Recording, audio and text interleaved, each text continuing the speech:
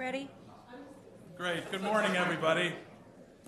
Happy New Year. I'd like to start with our first regular meeting of the Board of Supervisors in 2025 on this January 14th.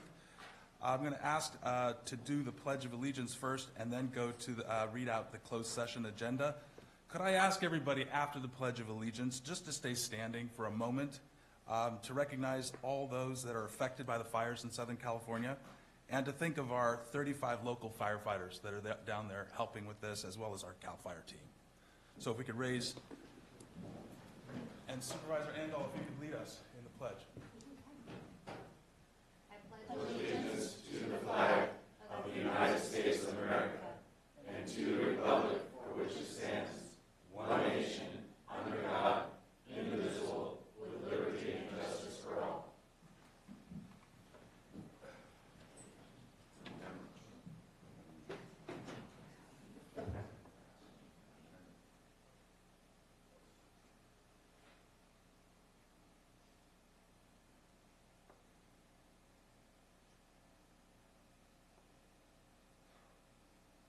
Thank you.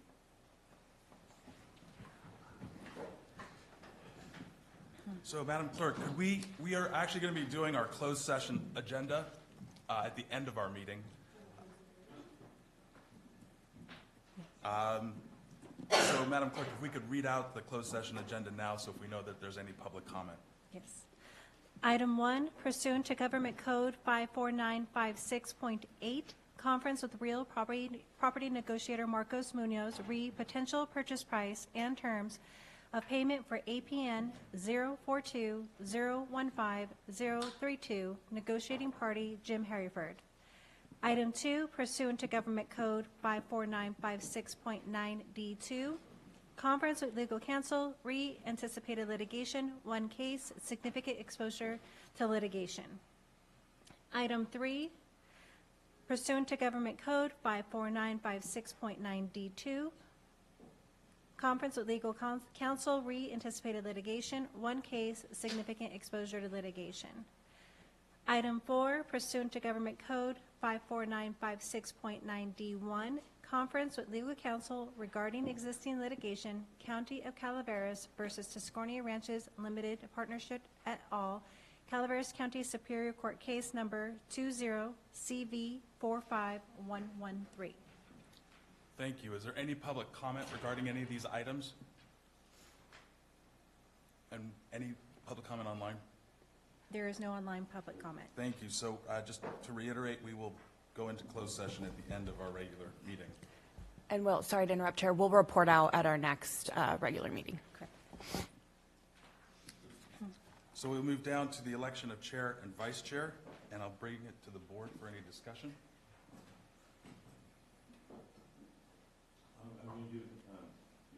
Are we going to do both at the same time, or are we going to do the chair and then I think we the should do the chair and then the vice chair, if that's all right. I will nominate Martin to be the chair, since he's vice chair last year. I will second that. Thank you. Do I bring it all to the board then, or is it a roll call? That's Just Public comment. Public comment. Oh, sorry, public comment. Any public comment online?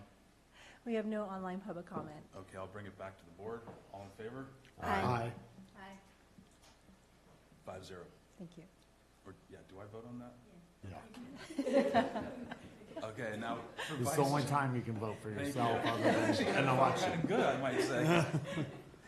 It might have been a 3-2, so you had to. And now for vice chair? I'll nominate Ben. I'll second. All in favor? Oh, sorry, public comment? Any public comment online? We have no online public comment. Thanks, I'll bring it back to the board. All in favor? Aye. Aye. Accept. Perfect. Thank you. We'll move on now to staff announcements. Staff announcements. This is a time for county staff to provide updates of upcoming county events that may be of interest to the public.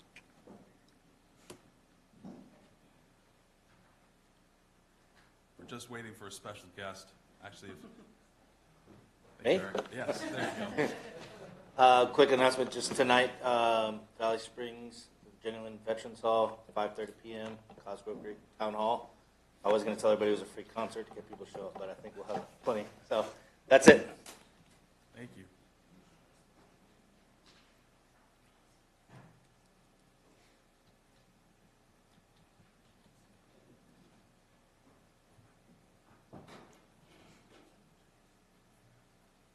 Special guest has arrived.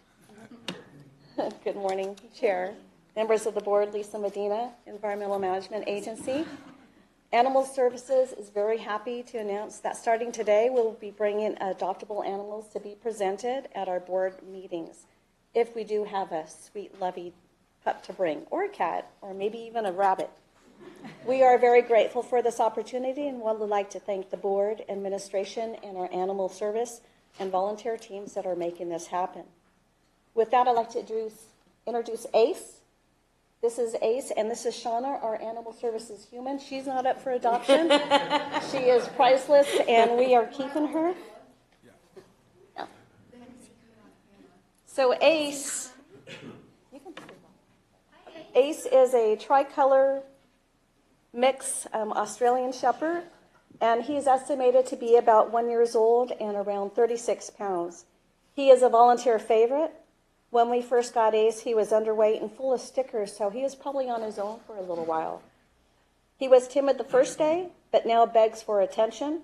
Ace is an excitable, high-energy dog who needs a job. He bonds quickly, gives lovey hugs, and is eager to please. He is still learning his manners and enjoys his walks. Ace has been great with other dogs, big dogs, small dogs, male dogs, female dogs, large and small. A meet and greet is required if you have another dog. Our dog volunteers gave over 596 hours of their precious time, and our cat volunteers gave 100 hours. If you are interested in Ace, you can call us at 754-6509 and check him out. Again, a meet and greet is going to be required if you do have another animal. So we're hoping that, oh, Ace is right at home. Looks like Ben will be taking Ace home. So this is, oh yes, okay. Anyhow, so we just want to share a little bit about animal services. We're really excited about this opportunity. Thank you again, Supervisor Hubbardie, for allowing us to do this, and thank you, Board, for also allowing this to happen. It really means a lot to us, and we were going to bring Tito, or I still can't say it, Tito, a little Chihuahua, but he got adopted. And I was on the hunt for a little Valentine sweater for him, but we're very grateful he got adopted.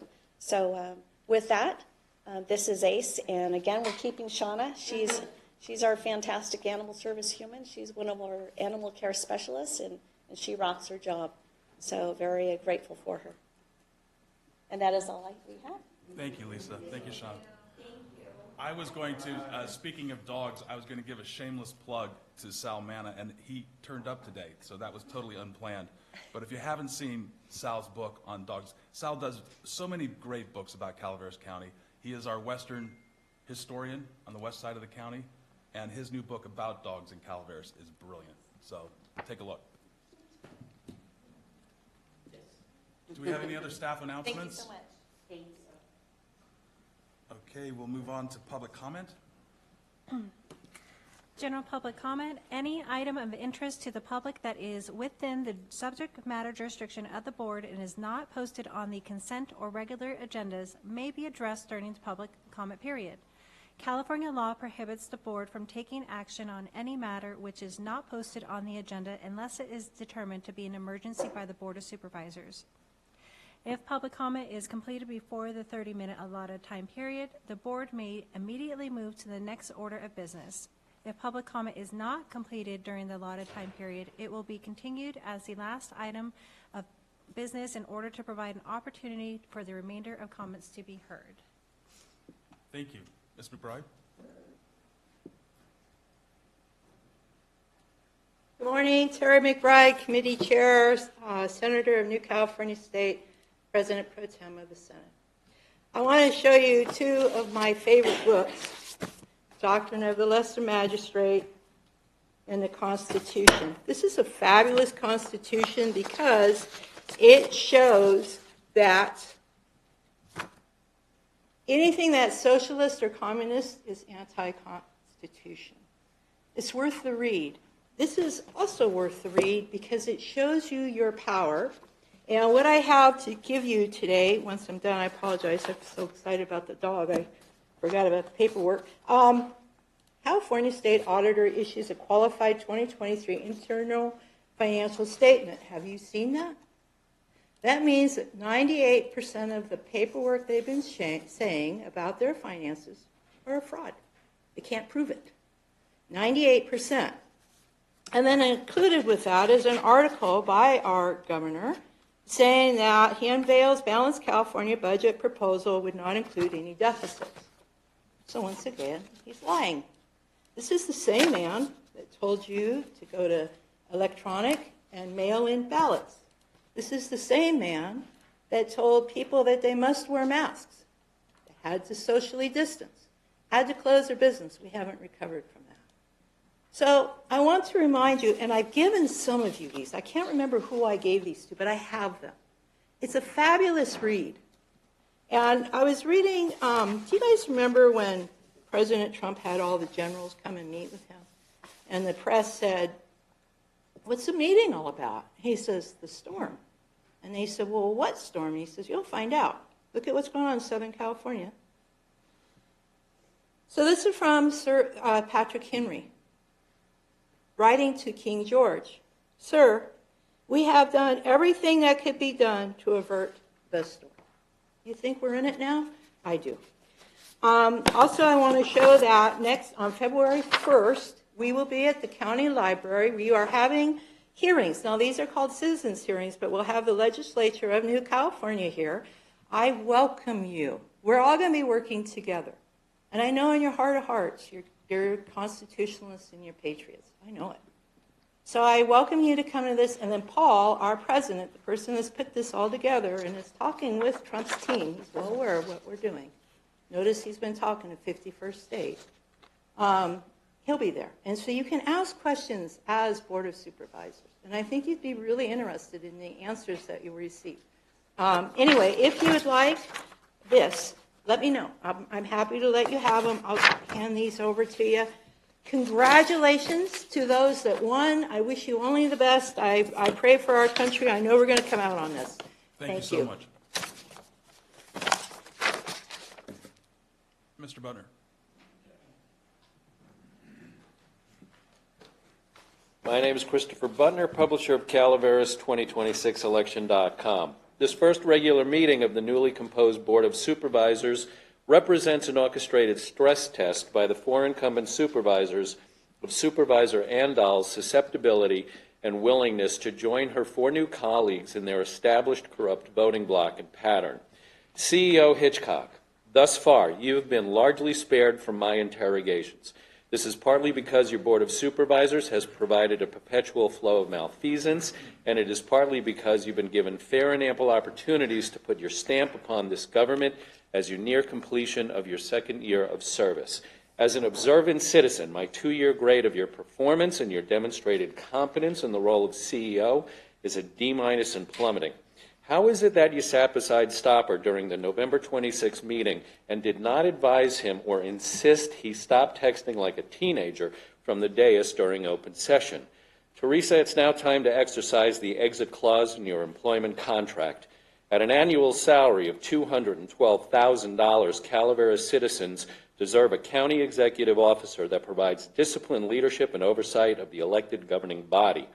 Now that 3 of the 4 returning supervisors, Huberty, Follendorf, and Tofinelli, are under open and pending California Fair Political Practices Commission cases for a range of violations of the Political Reform Act, including failure to file factual and timely campaign finance statements, failure to disclose conflicts of economic interests, and in the state's open case investigating Follendorf for disposition of almost $8,500 in missing union campaign contributions to her 2020 campaign. Your turn is coming, Ben. I anticipate that the FPPC complaint I initiated against you will soon be a publicly visible state case. At that time, all 4 incumbent supervisors, Huberty, Follendorf, Tofinelli, and Stopper, would be under open and pending FPPC cases for the previously cited violations of the Political Reform Act, potentially paralyzing this government and requiring immediate state intervention to provide some manner of interim provisional governance. Additionally, Ben, if an investigation of allegations of your conflict of economic interest for unreported business activities with one of your favored constituents proves accurate, you'll be the respondent to a sworn complaint for the violation of California Government Code Section 1090. The absurdity of Hubbardie and Stopper having just been respectively elected as 2025 Chair and Vice Chair reflects the ethical bankruptcy of this government, which will lead to its inevitable reputational and financial bankruptcy.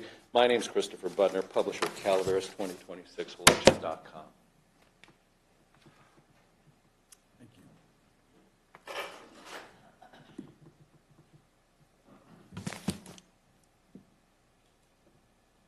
Good morning, Board of Supervisors, newly elected Chair and Vice Chair. My name is Armando Valerio. I'm a Delta College trustee on the Board of Trustees as newly elected for Area 5. I want to introduce myself to all of you and congratulate Supervisor Andal and Supervisor Toffanelli for re-election and you for being elected. So on behalf of the Board of Supervisors, on the behalf of Delta College Board, I'd like to congratulate you all for doing a great job. A couple of other things just to get a little bit of background on myself. So I'm involved in a couple of other things. One is I'm on the Citizens Advisory Board as CHP Commissioner, and I will represent the Valley Division. The Valley Division includes here in San Andreas, so I just want to let you know that I'm available if there's any issues with the CHP that you would like me to take to the Commissioner. We meet on a quarterly basis, and there's 8 divisions within California for the CHP, so I attend that on a regular basis. The other thing also is my other hat is I work for San Joaquin County Public Health. And in your December meeting, you had a presentation by Public Health, and I just want to acknowledge the 2 individuals who did a great job in providing that information. Ms. Rodriguez and Ms. Graham, they did excellent. And it's interesting because we do the community health needs assessment, so it's very interesting to see the differences or the similarities between both our counties. On the presentation, just one little note of if it could be changed. It noted Delta College, and it said it was, I think, 55-mile radius, but it said in Modesto. So if it could be stocked, it could be placed in there. I appreciate it. But again, thank you very much. Thank you for the opportunity to speak in front of you. And if I can be of assistance from the Delta College perspective for this area, please let me know. Thank you. Thank you very much. Is there any more public comment?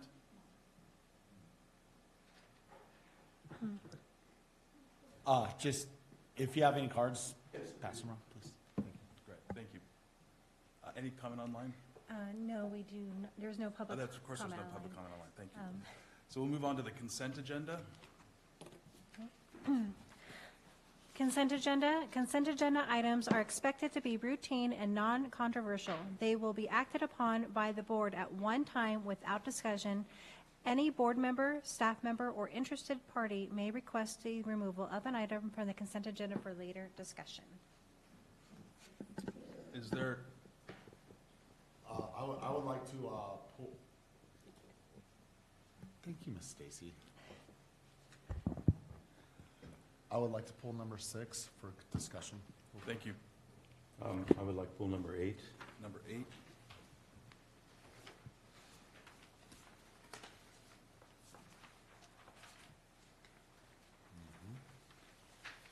Would any member of the public like to pull anything? 16 and 17, Chair. Thank you.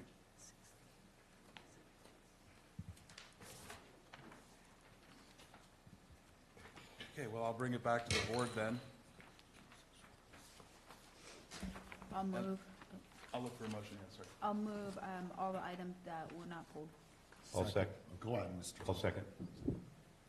All in favor? Aye. That's 5-0. Comment. Thank you. And let's. I No. thought I did public comment. There's no. There's no public comment on consent Yeah, agenda there's no items that public isn't comment pulled. on consent, Okay. Except for the items that have been pulled. Perfect, right. Okay, let's, 8. There's 6. No, 6? 6 Sorry, first. Martin. I I'm apologize. Supervisor I'll read it first. I'll read it first. Yes. Thank you. Yes, ma'am. Item 6, action item, administrative office. 1, make a public benefit finding, and 2, approve a community organization district allocation to the Calaveras County Office of Emergency Services in partnership with the County Board of Education and the CHP in the amount of $5,000 for the Every 15 Minutes program. Supervisor Stopper. Yes, you know, we just were notified that, Calaveras High School's, principal's leaving. I've known this since before November, that she was leaving, and so did they. And Eric's been putting this together, doing all the groundwork. And I've, with the respect of the board supporting me on this, have gotten the Calaveras to pay for this,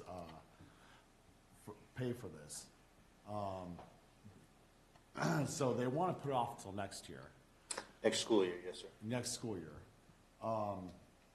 He did all the groundwork. We have the money. Other than providing the place, I would like to give them the opportunity to continue forward if they decide to this year, but most likely they won't be able to. But to go ahead and just amend this so that they could use that money into next year. And then maybe I can catch, because I was just notified about this morning, I could catch up with the county office of education and maybe get them to take a hard step forward on it this year possibly. But if we vote yes on this now and amend it so that it can be used in like a year and 6 months or whatever, or is it open-ended right now? Yeah, Supervisor Stopper, I don't believe that there's any restrictions on when the school would do the program. It's for our budget this year, of course, this fiscal year, but I'm not seeing anything that would limit them. We can re-encumber it into the next budget if it's done that way, could we not? I mean, it's a small amount, but it's a simple clerical thing. Yes, we could do that. So I think we would be fine approving it now without pulling it and redoing everything next year, and then they have the opportunity to do it when they need to, and possibly with a small push, we can get it done this year. I would appreciate that very much. Super. So I'll make, unless there's public comment. I was going to say, is there any public comment regarding this? In which case, I'll bring it back to the board. I'd like to make a motion to approve this. I'll second it. I mean, I don't. Second by Supervisor Follendorf. All in favor? I Sorry, Gary, you wanted to say something. No, I just want to make sure that your motion says you encumber it for next year. If they don't. Yeah. That's the total motion that you. Well, with no need to, it's open-ended, and Teresa will do that with the budget when they get to it. Just want to be totally clear. Thank you. That passes 5-0. Madam Clerk, we read out item number 8. Item 8, action item, Clerk of the Board of Supervisors, appointment of applicants to serve on various committees, commissions, advisory boards, special districts, and community service areas. Yeah, I pulled this item. If you go down the Fish and Game Commission, I have an applicant on here, one applicant on here, and this position's been empty for a while for District 1. But now I have another application. So what I would like to do is remove the District 1 until our next meeting, so I have a chance to go over both of the application, the new application. I've already gone over this, and make a determination on which one I want to go with going forward.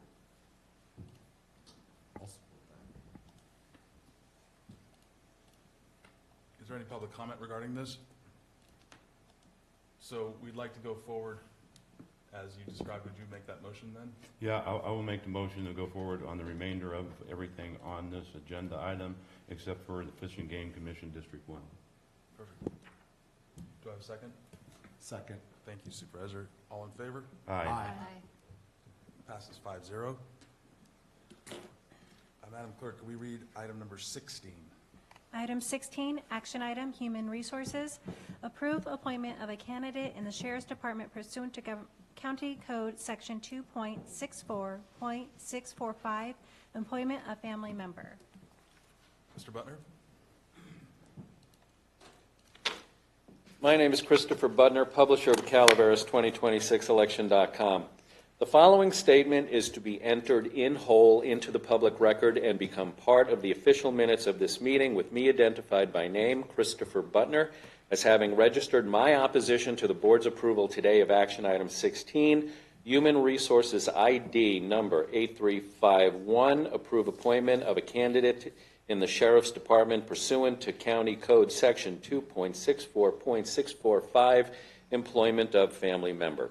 The agenda item discussion states that, quote, every effort was made to recruit for the position of Deputy Sheriff Level 1, Level 2, in which the family member is being employed, end quote. Every effort is a vague yet declarative and hyperbolic statement. It needs to be substantiated with hard facts and documentation for review. Otherwise, it is just fluff concealing nepotism. Prove it. Prove that, quote, every effort was made to recruit, end quote. That documentation needs to be provided for review by the 5 members of the Board of Supervisors prior to their vote to determine whether, in fact, quote, every effort was made to recruit, end quote. The agenda item discussion summary states that, quote, the candidate is an experienced lateral hire and will not have to attend the academy, end quote. In what department within Calaveras County government is this lateral hire family member currently working, and what prior experience as a deputy sheriff level 1, level 2 does this individual have that they will not have to attend the academy? That is a reasonable question to be asked and answered. What is their name? That, too, is a reasonable question to be asked and answered. Continue agenda item 16 for further consideration once the questions I presented here have been adequately and transparently addressed for the public.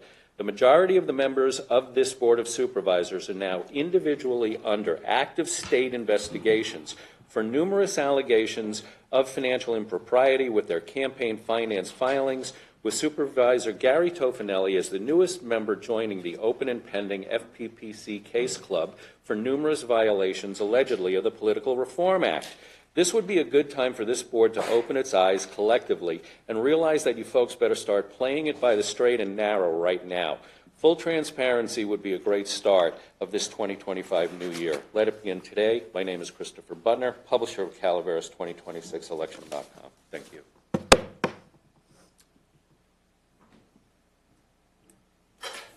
Judy Hawkins, Human Resource and Risk Management Director, and so I will address the amount of open positions right now we have within the Sheriff's Department by making this appointment. It is not taking any other positions away. We have a continuous recruitment going for our Deputy 1-2s, and so right now, currently going through the list, I believe we have about 7 open positions. And we have a few coming out of the academy. So we are not taking any positions away from anyone who is going through an active recruitment process. Now, it is extremely difficult for the county to get lateral hires. Right now, emails are constantly going back and forth between all HR directors within the state of California, which I'm sure among the Sheriff's Department also. It is extremely difficult to get experienced candidates. This candidate has worked for the county previously, and they will be working in a completely different division than their family member. We are looking to place this candidate in the courts, where the family member is over patrol. So this is completely separate division of duties, and we have met the requirements of our ordinance. He was a successful candidate during the recruitment process. There is not any type of reporting up to the family member. And so if there's anything I've left out or the sheriff would like to add anything. Thank you, Ms. Hawkins. Sheriff. Thank you, sir. So this is a deputy that worked for us before the county, and on behalf of the taxpayers, we've already invested hundreds of thousands of dollars in his training through the field training program. He was a successful deputy. He only left employment with the county because he rejoined the military. We thank him. We supported him very much for making that decision to continue to defend our country, and he's come back and wanting to seek reemployment with us as a deputy, and we're proud and would like to have him back. Ms. Whiting, this is the one we voted a couple years ago to keep the position open for said candidate. Yes, No. he was, Yeah, it was some years ago. he was on an extended military leave as he went to a long-term training and then made the decision. So we had kept his position while he was gone for a long time at that training. But then when he made the decision just to completely re-enter the military, he separated employment with the county. So Yeah, yes, this is the same person. Understood. Thank you. Do we have any public comment? With that, I'll bring it back to the board. I'll move. Do you have a second? Yeah. Thank you. All in favor? Do we want to do Aye. Aye. Aye. Thank you. Passes 5-0. Madam Clerk, can we read out item 17? Item 17, action item, Human Resources, approve appointment of an extra hire candidate in the District Attorney's Office pursuant to County Code Section 2.64.645, employment of family member. Mr. Butner? My name is Christopher Butner, publisher of Calaveras 2026election.com. The following statement is to be entered in whole into the public record and become part of the official minutes of this meeting, with me identified by name, Christopher Butner, as having registered my opposition to the board's approval today of item 17, approve appointment of an extra hire candidate in the District Attorney's Office pursuant to County Code Section 2.64.645, employment of family member. The agenda item discussion summary states that, quote, this is an urgent placement and will be filled on a temporary basis by an extra hire, end quote. Urgent placement is a declarative statement of an immediate need having arisen. Therefore, this urgency for placement must be substantiated with hard facts and documentation for review. Otherwise, as noted in my opposition to agenda item 16, it is more fluff concealing nepotism. Prove that this placement is urgent. Substantiate the urgency and the reason or reasons for it. Is District Attorney Uke under pressure to establish a public integrity unit in her office to investigate endemic Calaveras County government corruption? Is this urgent placement in response to District Attorney Uke having numerous new sworn complaints filed in December against her and her office with both state and federal law enforcement agencies for negligence of oath of office, breach of the public trust, quid pro quo corruption, selective law enforcement, civil and constitutional rights violations, as well as abuse of discretion? Is this urgent placement in response to District Attorney Uke anticipating time and resource-consuming interactions with any or all of the following agencies? The 2024-2025 Calaveras County Grand Jury, State Bar of California, California Attorney General, California Civil Rights Department, the U.S. Attorney's Office, the FBI, and the Fair Political Practices Commission. And in what department within Calaveras District Attorney's Office will this family member currently work? In what prior experience does this person have to meet this urgent requirement for placement? And what is this individual's name? All are reasonable questions that need to be transparently answered. Continue agenda item 17 for further consideration once the questions I presented here have been adequately and transparently addressed for the public. As noted in agenda item 16, this would be a good time for you folks to realize that you better start playing it by the straight and narrow right now. My name is Christopher Butner, publisher of Calaveras 2026election.com. Ms. Hawkins. So this particular candidate, we are bringing in on a temporary basis. The DA's office has new requirements that they have to meet regarding blind charging. And so it is an immediate need to get this position filled while they look at the needs of if they will need a permanent position or what the organization will be. The candidate that they are requesting has strong experience with looking at cases, can be able to identify the information that needs to be turned over to the DA's office. And so while this is an extra hire, but because there is a family member in the department, we are bringing it forward for transparency. And with the structure that the DA has, this particular extra hire will not report to their family member. I will let Brad add. Morning, Brad Jones, Assistant District Attorney. This is in response to a new law that went into effect January 1st of this year that requires prosecutors in the state of California to charge on what's called a race-blind charging basis.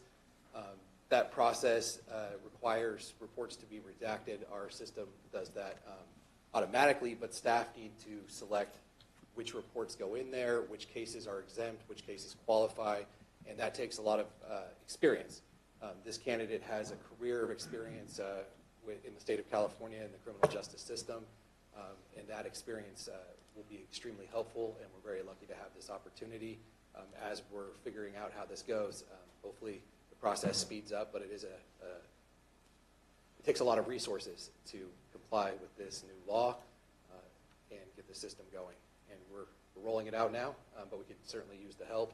And the relationship is to another extra hire employee that also had a full career in public service here in Calaveras County that is working as a retired annuitant. So if you have any questions, I'm happy to answer them. Questions? Thank you, Mr. Jones. Thank you. Just reconfirm that this is a temporary basis until we can fill it and stay legitimate with the state law until such time we find someone that. Absolutely, and if it needs to be ongoing, then we would probably open up a recruitment to fulfill that need on an ongoing basis. Thank you. Thank you. Yeah. Are there any other public comment? With that, I'll bring it back to the board. I'd like to make a motion. With this motion, I'd like to say that, you know, with all the things that were said here at the podium, I think that we should have definitely, you know, the protest on, but when it comes to all the allegations of malfeasance or whatever, strike that from the public record because I didn't hear any proof, the burden of proof said. I don't think that should be part of the public record when it comes to the minutes of the meeting. I'd like to strike that as the board. That's my motion. Do I have a second? Sorry, Supervisor Stopper, I think that the full public comments do need to, it doesn't obviously mean that any public comment on any given day is true or not true, but they do need to be included in the record as delivered. Okay. With that, then just a motion to move forward. Do we have a second? Second. Second. All in favor? Aye. Aye. Passes 5-0. So we'll move on to our regular agenda. Madam Clerk. One thing really quickly. Oh, sorry. Sure. Sorry. Oh.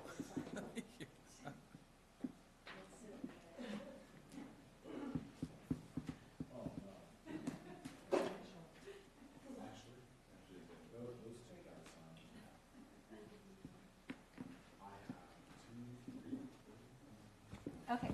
Okay, now, let's move on to our regular agenda. Item number 23, Madam Clerk. Yes. Item 23, action item, Clerk of the Board of Supervisors, adopt the 2025 Board of Supervisors meeting calendar, and I can bring that up to share.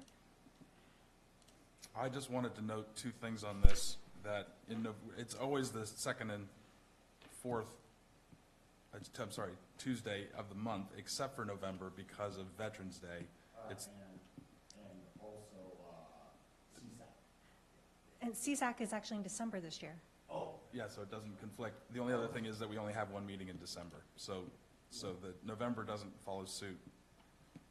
And December, we only have one meeting. Is there any other comment regarding? Is there any public comment regarding our schedule? Do I have a motion? So moved. Second. Second. All in favor? Aye. Aye. Sorry. Passes 5-0. We'll move on to item number 24.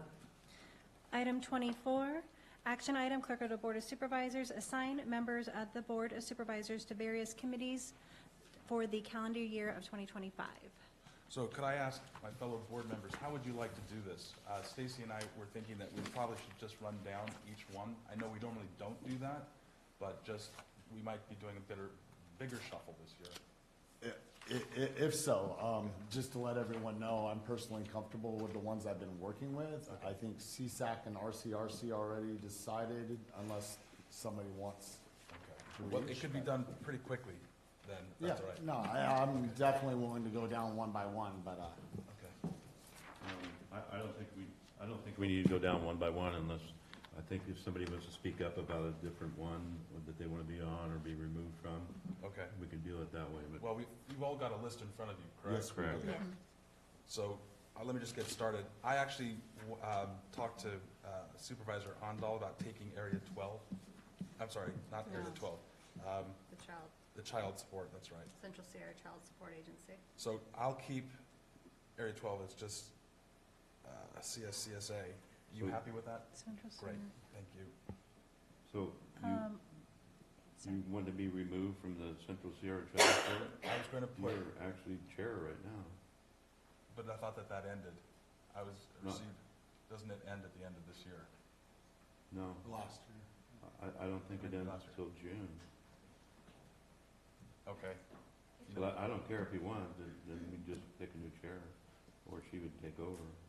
But We still do need an alternate. Supervisor Garamendi was the alternate for that one, so Do we want to leave it then?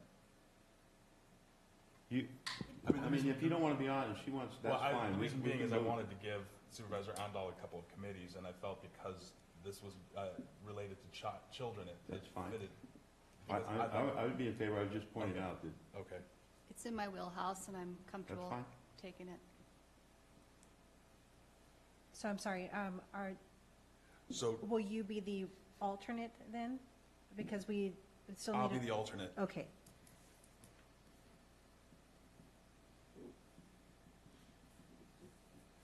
So if we run down, I have one, and this is, I wasn't thinking about it, not you, Stacy, but the other Stacy might kill me. I'm open just with my changes during the day, since it is a day meeting. If you are comfortable, I'm okay with giving up CMCAA, with adjusting my schedule with how I've got things going on at home right now. But if not, I can make it work. But I'm willing to switch if, to get off that, to free up my scheduling. That's a quarterly, Yeah, so it's Yeah. 4 times a Yeah, year. it's 4 times a year. it's unless 4 times a something year. happens. Yeah, that's a good committee. it is a good one, and I'm trying to, rearrange my daytime activities right now, since things have changed a little bit. So if I could just confirm then, the Calaveras Amador McCollum River Authority is Autumn. The Debt Advisory Committee would then be Autumn as well. And the McCollum River Association is Autumn. Then Fallendorf will be RC Golden State, Finance Golden State Connect, Environmental Services. Yes. I would like to take Sierra Nevada Conservancy, Okay, unless anybody else has any. no, you've been the alternate. And Do you then, want me to be the alternate on it? that'd be great.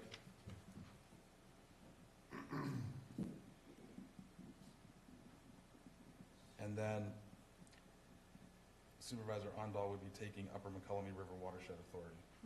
Right. We do need to discuss strategic planning and finance. I'm assuming since you're chair and that's what has worked, for strategic planning and finance. Yes. And that too, I don't know, I know at the strategic planning, it was discussed that, to keep, consistency, but I'm also open if there's another supervisor, because I've been on that for a while, would like to step in. But I will say that having the chair, on that board is beneficial because it does blend into the board meetings. Yes, I would like to be on that, thank you. If everybody else is all right with that. I think Amanda, you've done a phenomenal job over there, and you've had your hand in the mix from the very beginning of moving forward on that. So there's some structural knowledge there, along with Chair being able to facilitate it into the meetings. Okay, then is there someone, We need another supervisor and we need an alternate. I'm willing to fill either.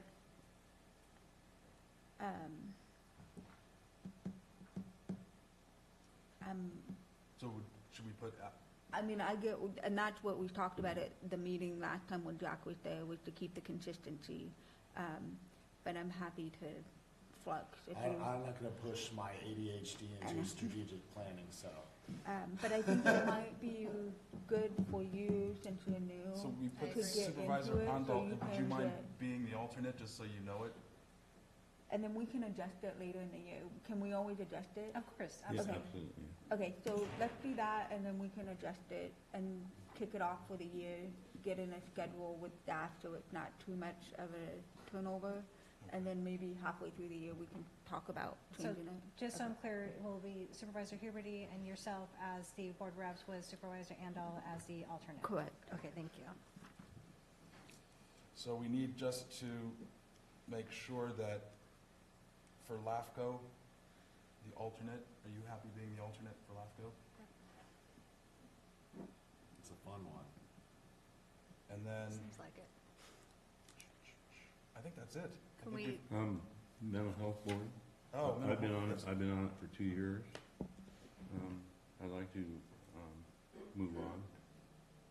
I could take that. You can You're take right. mental health board. Yeah, thank you. I'll be alternate, but I shouldn't be at the head of those, because, I'll end up in the clink. I think every supervisor should be on it for at least a couple years. I've attended. It's very beneficial at sometimes. Yes.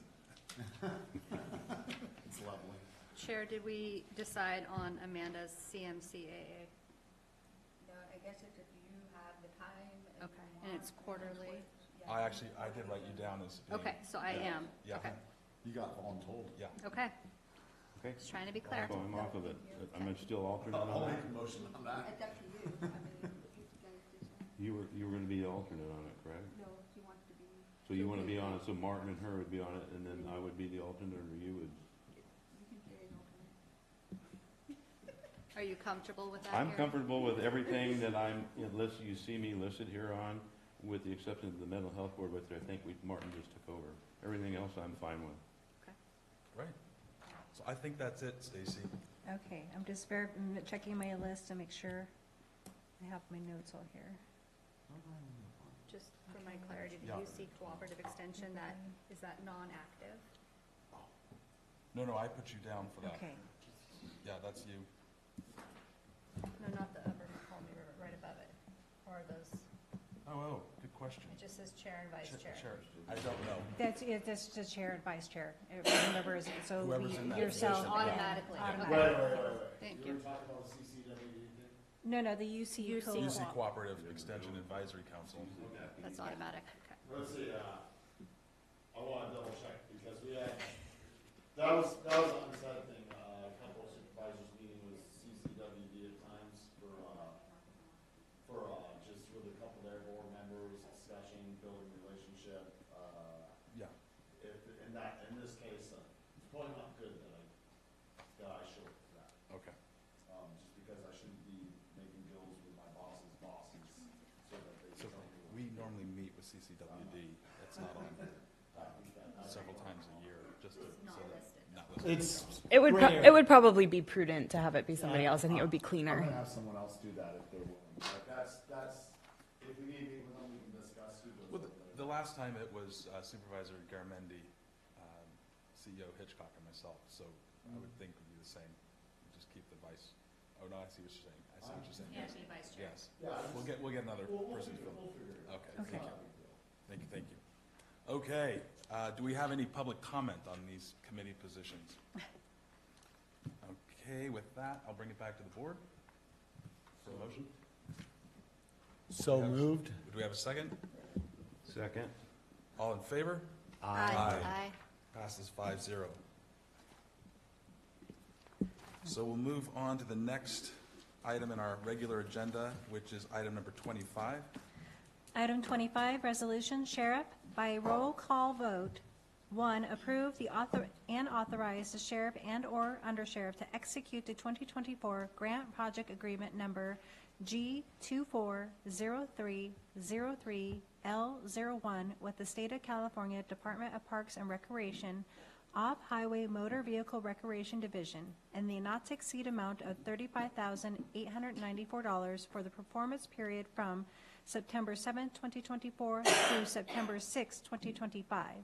And 2, grant the sheriff and/or undersheriff authority to execute future amendments and other grant-related documents within G240303L01 agreement term, and 3, adopt a resolution approving the Sheriff's Office, the applicant, to apply for grant funds from the State of California Department of Parks and Recreation Off-Highway Motor Vehicle Grant Funds when the next grant cycle opens. Great, and with that, thank you. Good morning, Board. Morning.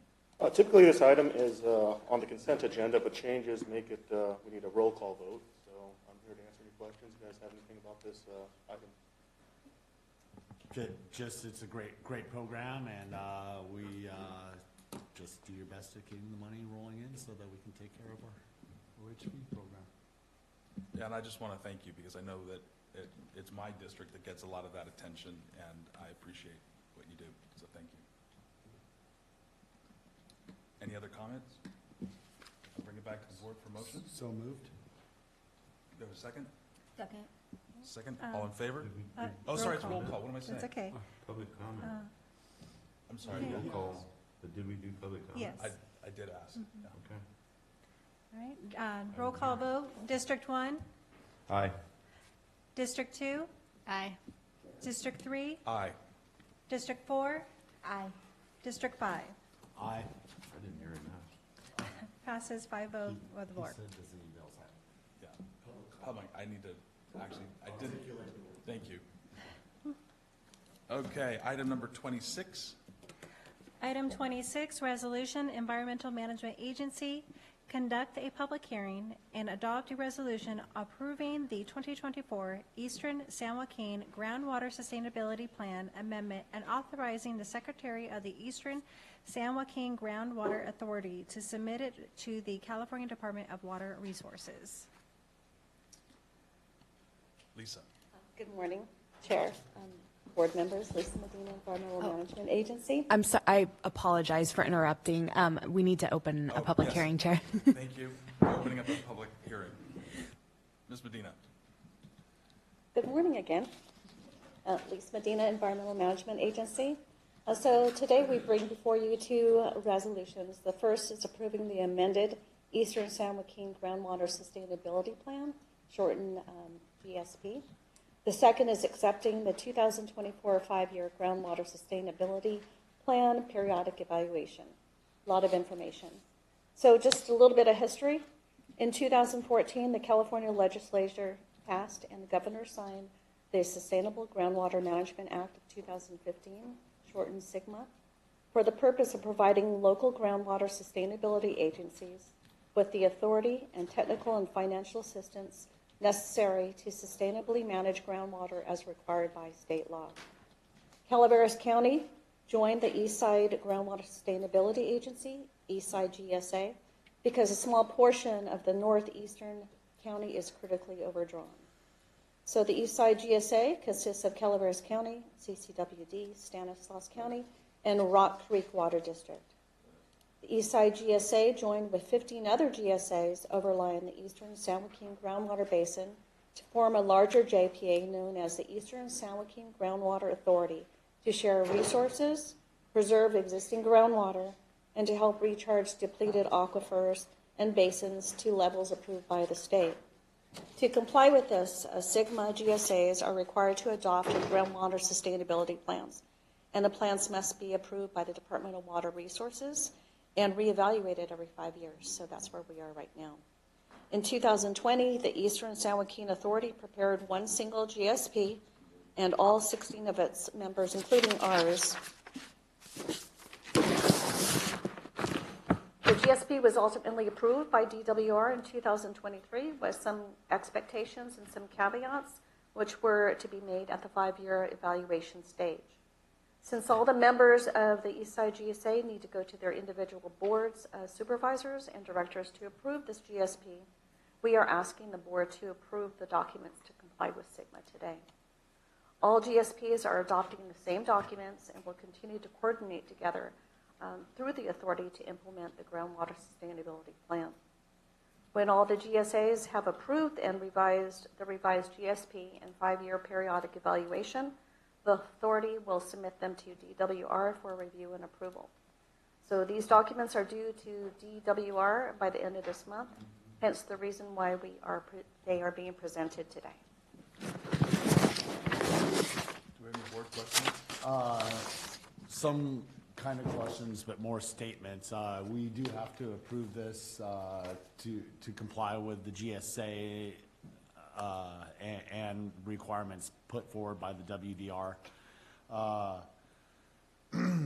Moving forward, as we make these plans, just be cognizant we are the uphill part of the entire area. And as we move forward, our water is the supplier. So and everyone already knows, but I'm just reiterating it. As we move forward with any further plans and make sure that we're protecting our own water rights as much as possible moving forward, and I'm sure that any other water agencies will be on top of that with you. I just want to say out loud. And with that, if there's no other board comments.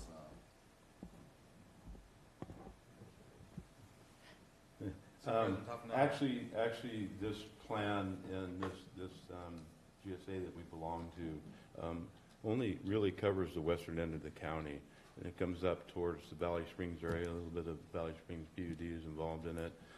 Most of the water being used, this is groundwater. This is the Sustainability Act. Is actually in San Joaquin County because of all the orchards that they have. They just draw that water. And we're providing, as Ben said, most of all that water that comes down because we're the upper roads down there. But it's not the entire county. It's just the western end of the county that this will be required for this protection plan. And this is, we did adopt a plan earlier, but the state adopted it, but they came back with some requirements so this is actually a revised part of it, what the state wanted us to put into it. And that's why it's coming back to us now. It will come back again in 5 years because we have to show during the course of the 5 years how much the groundwater either dropped or rose because of the plan, and then adopt that plan, adjust it to that to keep the sustainability of that water at a certain level. So that's the whole gist of the thing. Yes. Hugely important. Do we have any public comment on this item? With that, I'll bring it back to the board. Close the public. Don't we vote and then I close it? Close it and then Okay. you can vote. So we'll close the public hearing. I'll bring it back to the board. Thank you, Stopper. I'll move this item. Second. All in favor? Aye. Aye. Passes 5-0. We'll now move on to item number 27. Item 27, resolution, Environmental Management Agency, conduct a public hearing and adopt a resolution approving the 2024 Eastern San Joaquin Groundwater Sustainability Plan periodic evaluation and authorizing the Secretary of the Eastern San Joaquin Groundwater Authority to submit it to the California Department of Resources. And with that, I'll open a public hearing. Ms. Medina? So as previously discussed, this is accepting the 5-year evaluation that was submitted and that will be due at the end of the month, to DWR, and that has already been discussed. So we were hoping to kind of caveat those two together. Thank you. Is there any public comment regarding this item?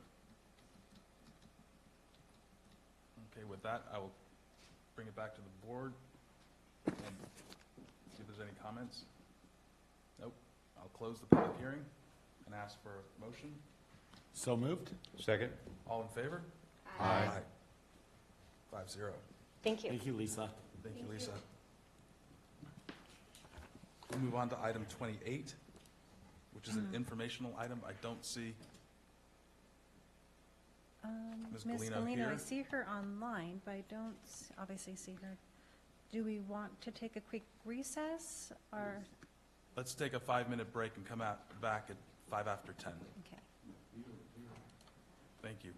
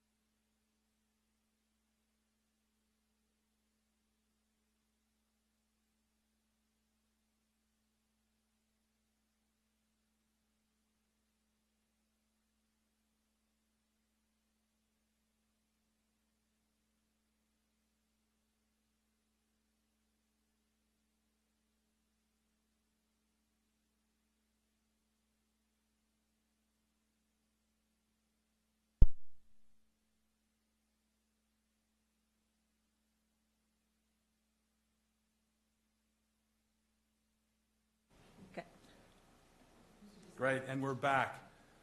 Madam Clerk, could you read out item number 28? Item 28, informational item, economic and community development.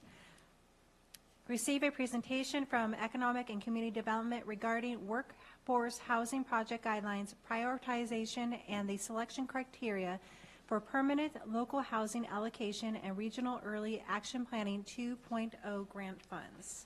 Thank you. Ms. Galino.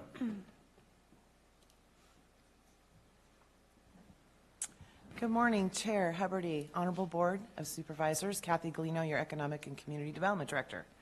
And today, we have some exciting guidelines and information regarding both our PLHA and our REAP 2.0 funding for workforce housing development, and I'd like to bring that up.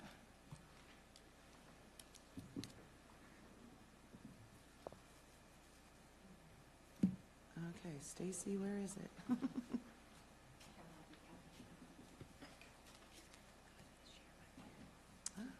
Oh, come back. Awesome. There you go. Thank you. All right.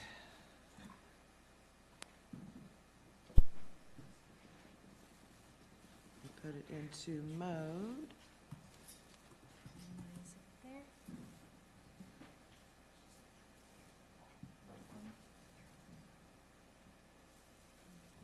Oh, there. Ta-da. Awesome. All right.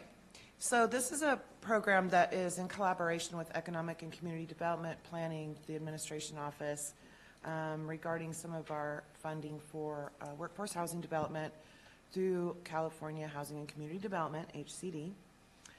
We have some programs that we work in collaboration with HHSA on, primarily the Down Payment Assistance Program and the Home Modification Accessibility Program. Those programs are housed in HHSA. So we kind of have two parts of housing in Calaveras County, right? We have those that are service-based, needs-based, that are with Health and Human Services.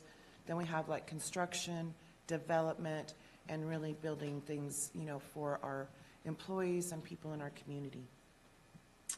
The two grants that we have right now, which is the Permanent Local Housing Allocation and the REAP 2.0, or Regional Early Access Planning, Action Planning, total about $2.4 million.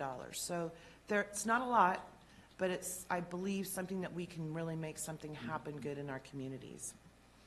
The board has directed staff to look at targeting workforce housing and households that are between 80 and 120% of area median income, which covers a significant portion of this county.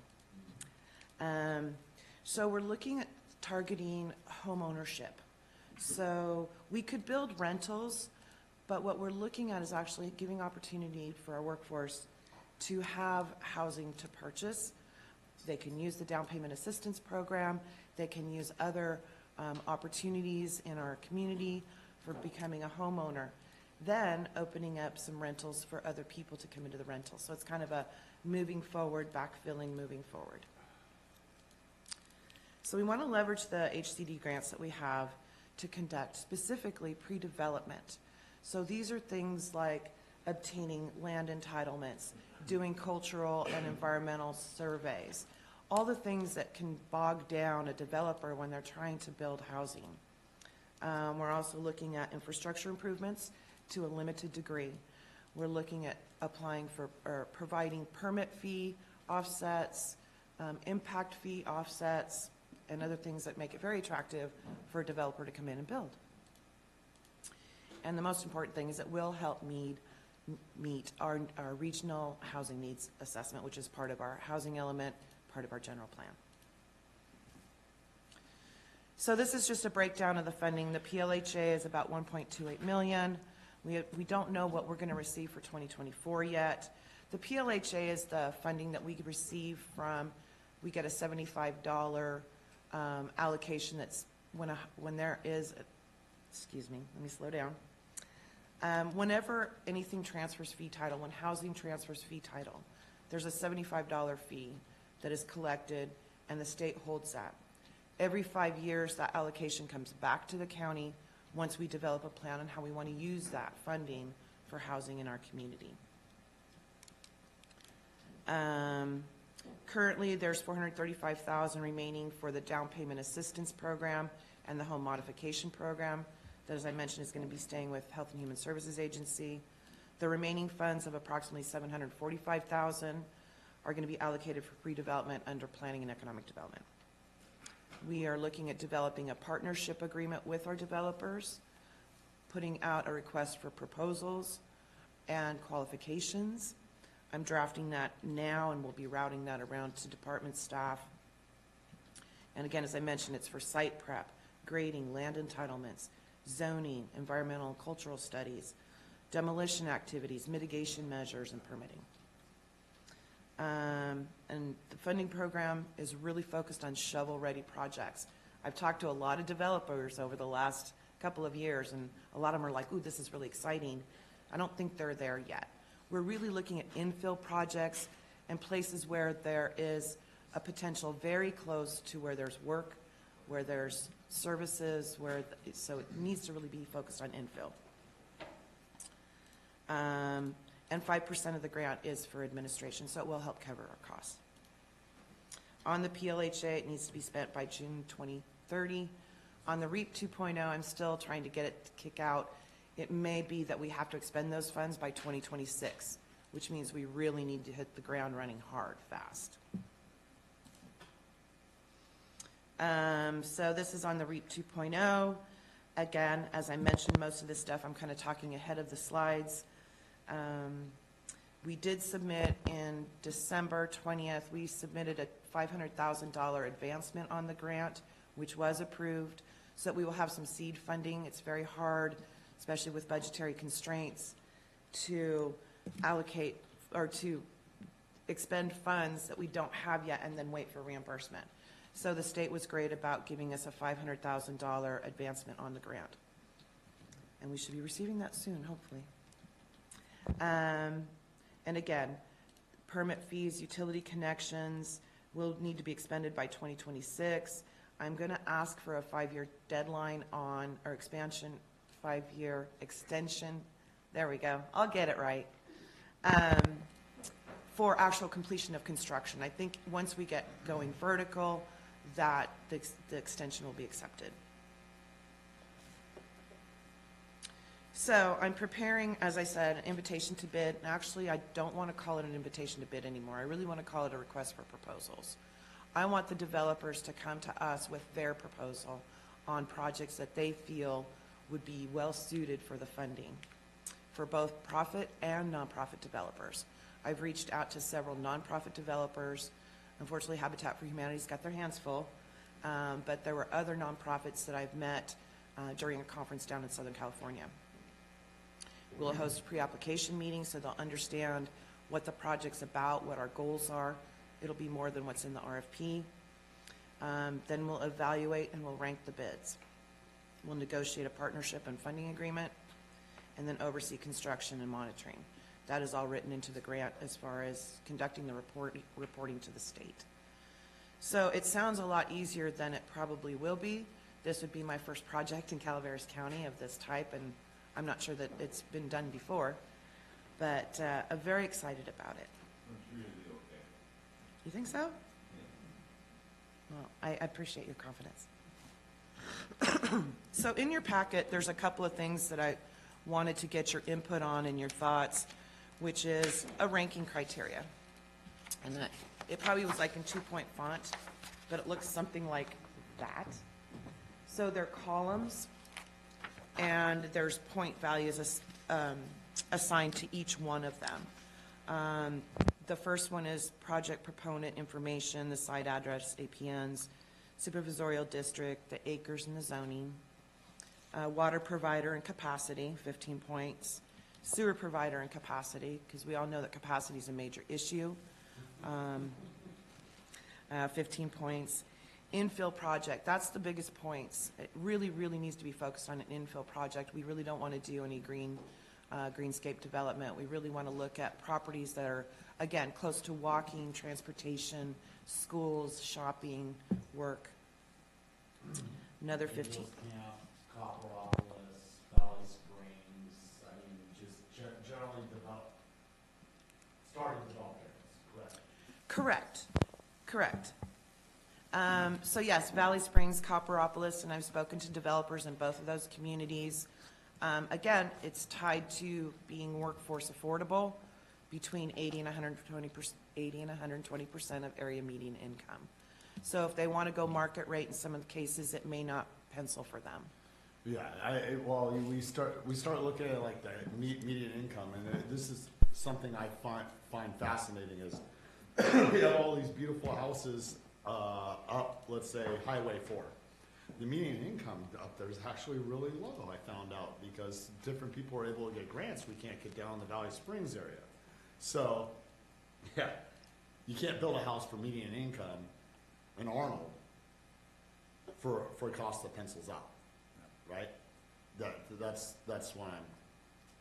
Right. Is that correct? That is correct. The other thing is that we're wanting to look at potentially like townhomes and condominiums and those types of things that will pencil for developers. Right. You know, we don't need the most square footage, multi-family structures. Correct. Absolutely, for the lowest dollar value. Correct. And actually, that's one of the, so the other thing that's key is it's walkable or it's accessible to public transportation. So we want to make sure we don't have them so far out that there's no way for them to access those opportunities. Then there's the number of units. So each unit, 1 point. Square footage of units. We do have, what's really nice, is we do have pre-approved plans now at the building department, which are fabulous. They're up to 1,200 square feet. So that may be an option to, again, also save and leverage funding for our developers. Number of bedrooms, a 1-bedroom is 5 points, a 2-bedroom is 10 points, 2-bedroom plus is 10 points. So again, we want to make it so that, you know, families can move in, they have opportunity to grow, and then we can backfill those rentals that they were in previously with other folks. Utilizing county pre-approved plans, 5 points. And whether it meets our regional housing needs allocation. We want to make sure that we're targeting those that are in our housing element as part of our general plan. This will look very, very good for us and very good for our goals. And then the affordability. So for moderate income, it's 10 points.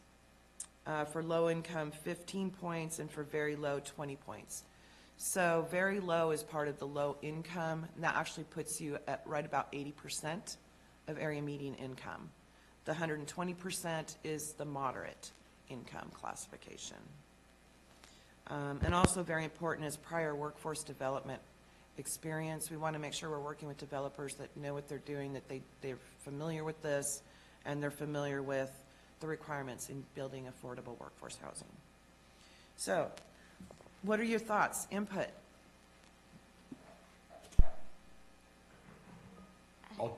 Go ahead, Ms. Fullendorf, you're already ready. I was just gonna ask, just for the record, where is Stanislaus Housing Authority on the project? That's a good question. So I know that admin has reached out. We did hear back that they were interested in actually developing the site now, that they were putting it out for a developer. And lo and behold, a developer did reach out actually to Doug Oliver about developing the site. We are keeping contact with them to see if they move forward. They have sort of promised us that if they don't move forward, that they would then allow the county to have an opportunity at acquiring the property and potentially developing it. How will that work with the funding timelines? Because you mentioned 2026, you've got money in 2020, 30, you know, it's kind of all over the place. So I just want to make sure, you know, we don't have a missed opportunity and they delay us if we can use these funds before expiration date to, even if it, to help them out, like, get this thing finally built. Right, exactly. So again, I know Marcos has had conversations with them. Teresa, I don't know if you've had more conversations since the end of the year. So I actually talked with the developer that was working on their behalf and put him in touch with Mr. Oliver. He was very interested in the utility underground and how they work on that, which I know that's one of the things that we can use this funding for. So I believe that there's a huge opportunity to help support that project. Awesome. So then I would recommend that I reach out to them and let them know this program exists and see if that helps the program pencil. Because, I mean, that's an opportunity that's been sitting there for so long.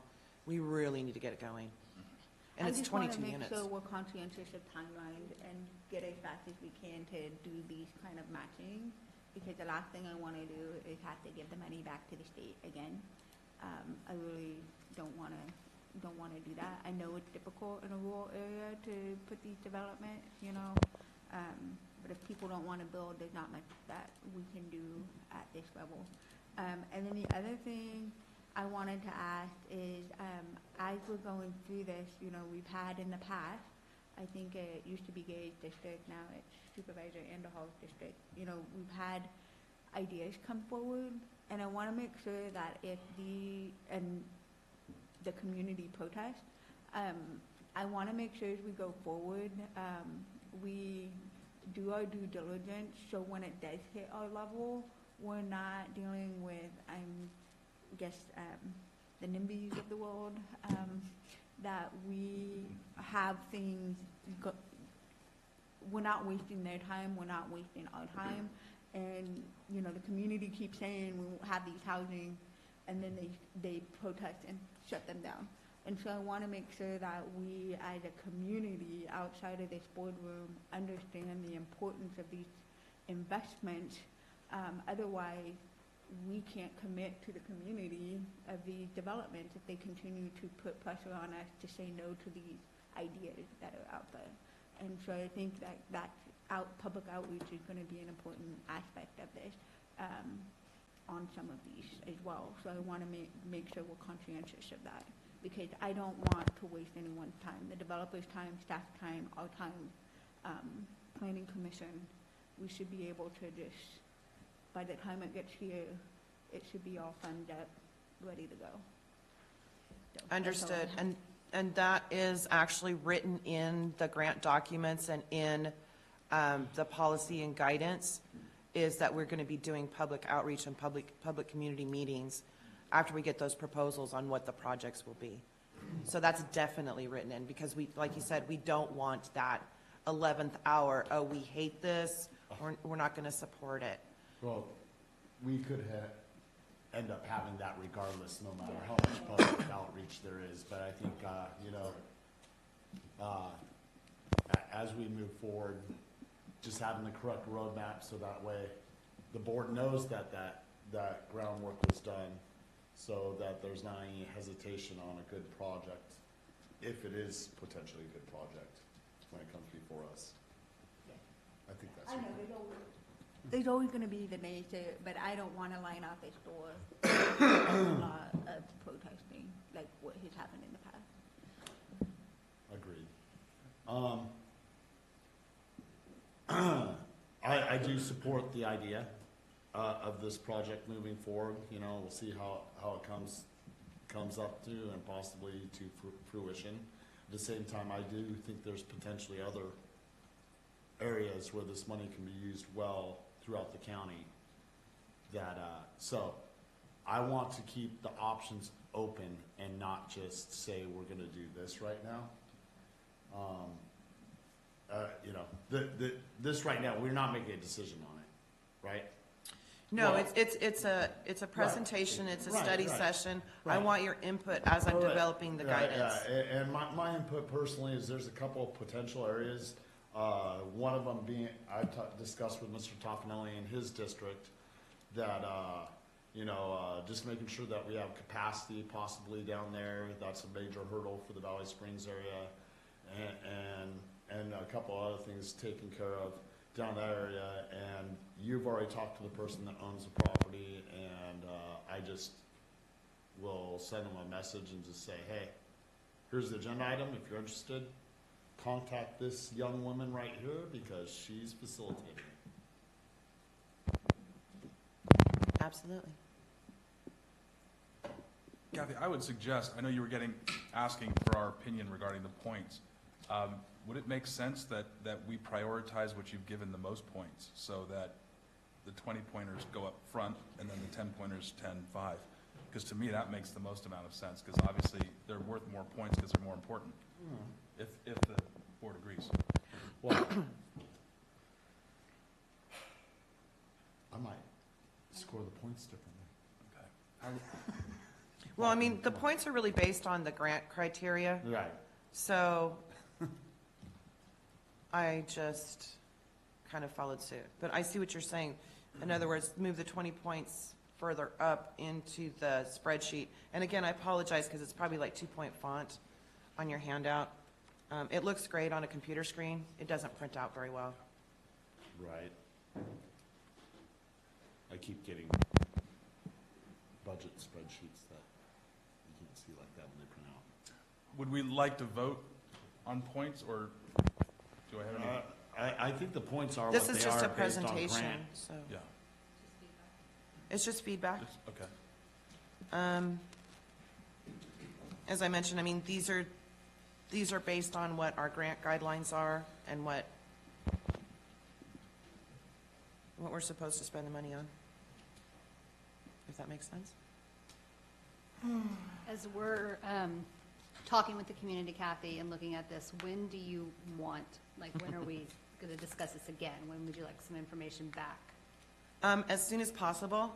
I would like to put out the request for proposals and qualifications by the middle of February at the latest. As Supervisor Follendorf mentioned, I'm really under the gun, especially on the REAP 2.0 funding, which is the bulk of the funding. I really want to be getting going on this quick. Right. I would like to have, proposals in, them get ranked, we figure out who's first, second, what their needs are going to be, what our negotiations are going to be, and see how we can get this funding out the door quickly. And again, reaching back out to Stanislaus Regional Housing Authority. It's typical of the state. It's hurry up, get your request or your grant proposal in, and then wait. Is that correct, Kathy? That's correct. The other thing that we've been waiting for, unfortunately, is the standard agreement.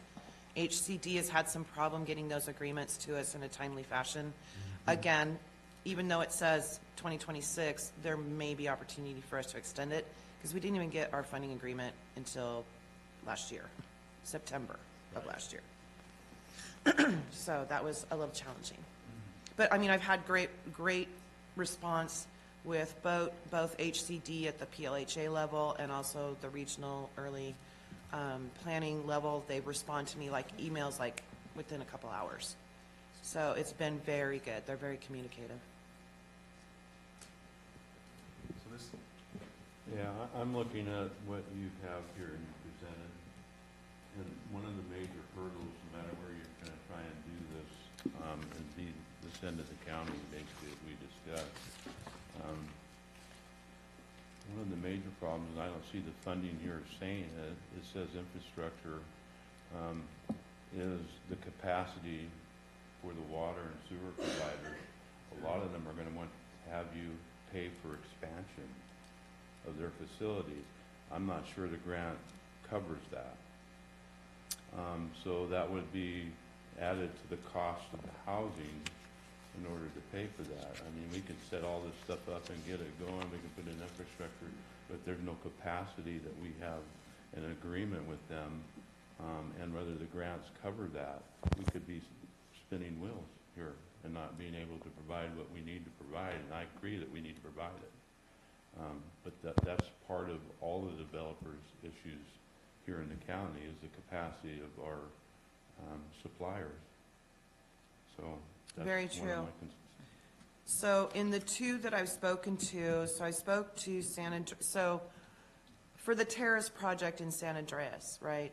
Capacity was secured for that project. It's 11 parcels, 22 units. That's already been secured. Yes, there's going to be an update to that fee. It's about $22,000 per parcel. That can be covered by this project. Yes. How many parcels? 11. There's 11 parcels, 22 units. Let me ask you this. I don't want to get too deep into it because this is a discussion and we'll have to go through as we move forward. Those connections and the capacity was already secured for that property in the past, right? Correct. And they're going to add a cost to that when you do it again?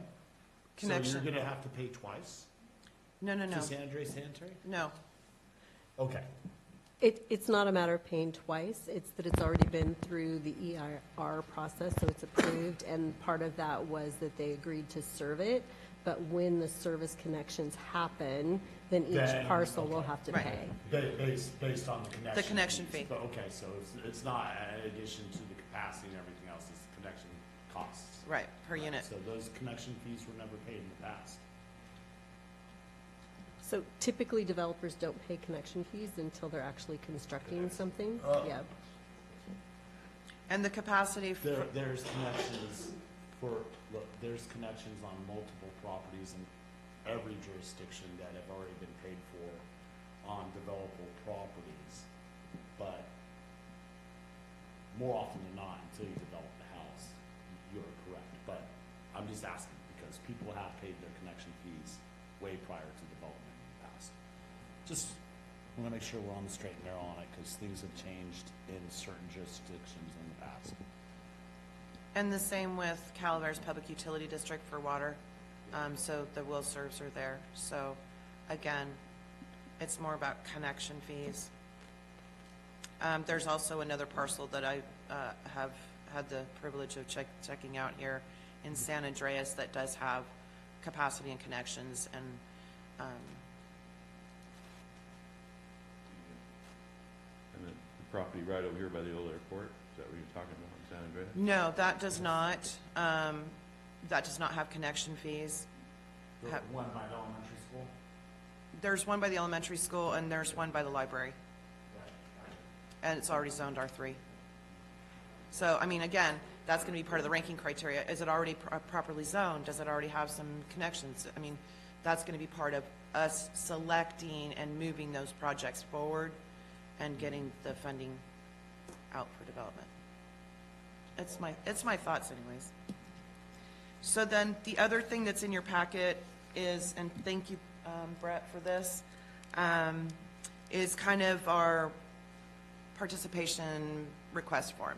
So this will also go into the request for proposal, so that proponents know kind of what we're looking for, making sure that they have experience, making sure that they understand that this is something that is going to be regulated by both, HCD and the county. And so, as I mentioned, I'm in the process of developing the RFP and request for qualifications. I want to get it out the door by the middle of next month, get those proposals back by the end of February, beginning of March. And I mean, I really want to get this going. I feel very, very stressed that we have a short amount of time to get this money out the door. I have an additional question, and there's probably some new people in the room. Peter, you might have remembered it. I know we used it a lot within the City of Angels when we were doing our capacity and development agreement for similar for housing.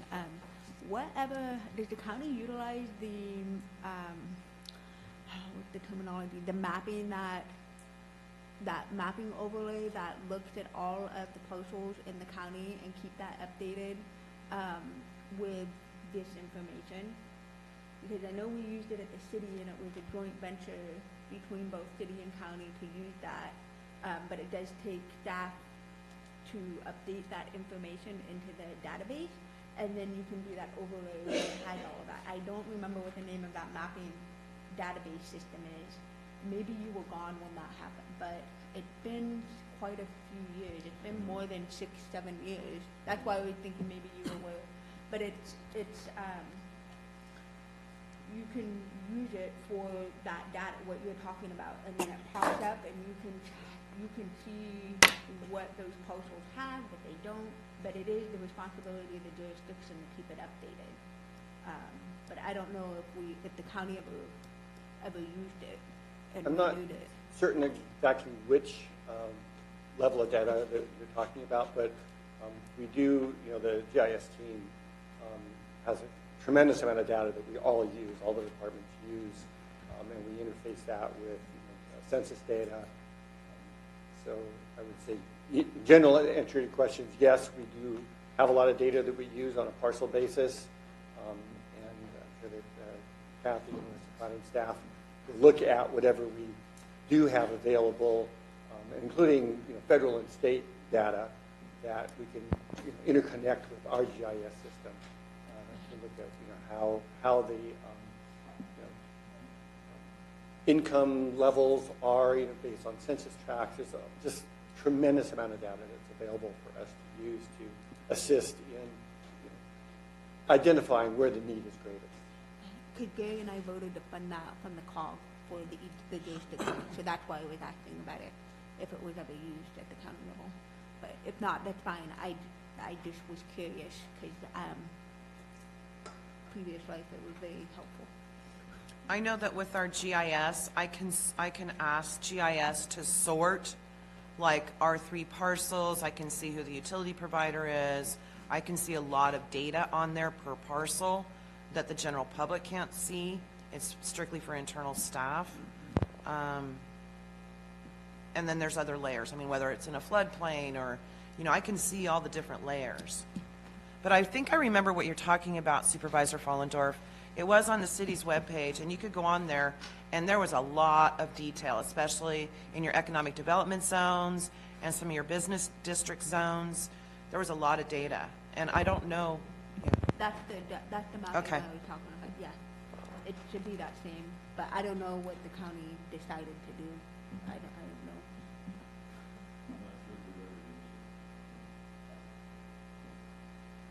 Nothing that I recall was presented to the board using that data.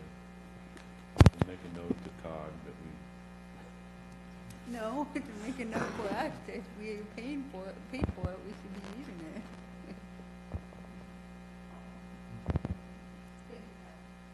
Kathy, do you have anything else that you need?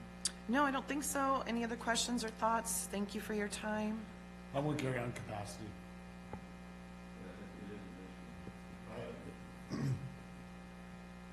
Throughout the county, and that's a major roadblock in multiple areas. Best streamlined possible answer is to find places with already capacity and the underground infrastructure. But at this time, that's a shrieking number of properties inside Calaveras County, and our best way to address it moving forward is to get more of those open with capacity and connections being there. Well, this was an informational item, so thank you very much. Thank you. Stay tuned. Awesome. Thank you for everything you do, Kathy.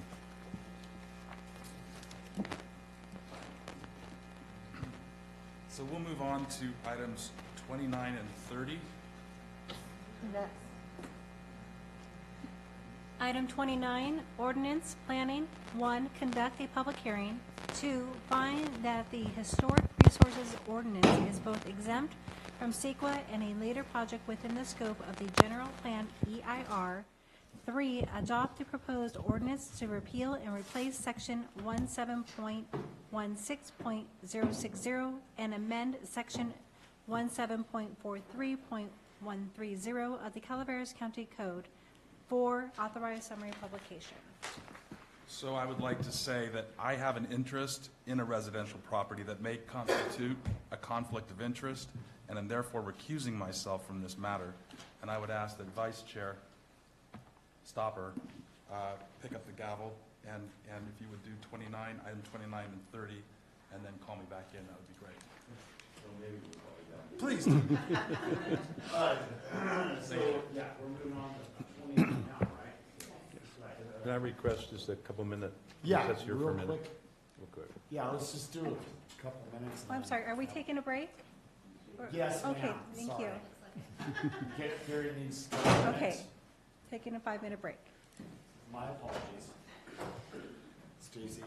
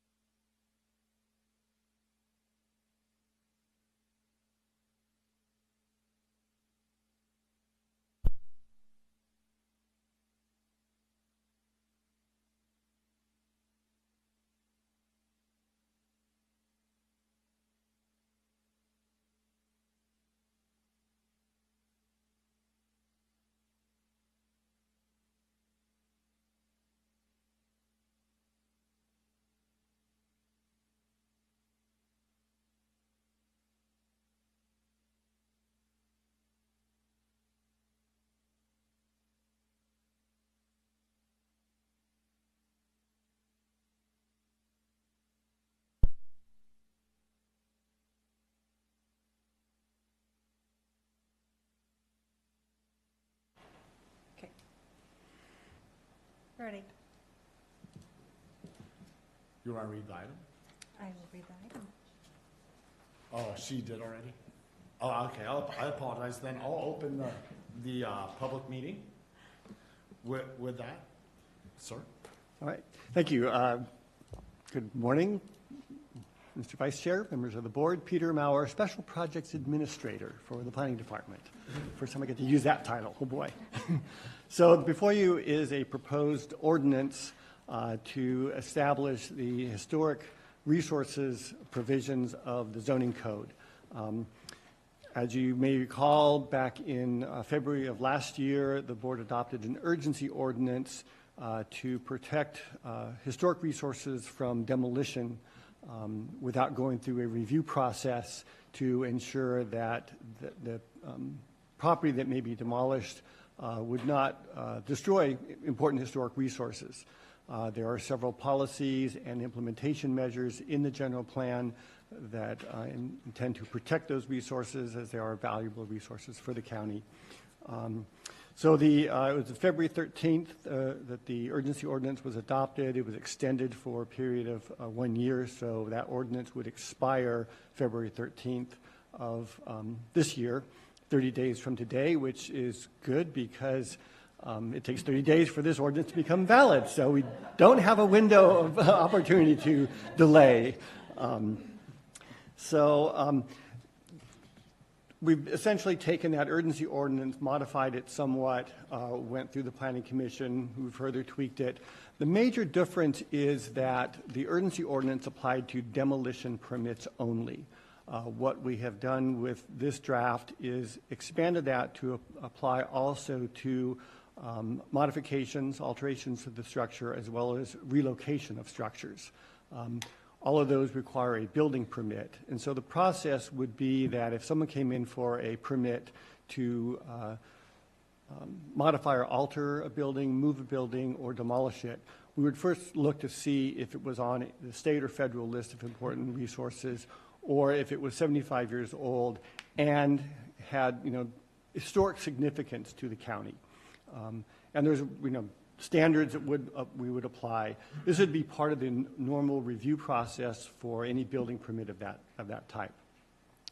If we found that it was an important resource, then we would do a narrow scope, looking only at the historic resource CEQA review to determine what we could do to protect that resource. Is there ways that we could modify the permit so that the importance of that structure is maintained? And so that would then go through the Planning Commission with ability to appeal to the board if the action of the commission were not satisfactory to any party.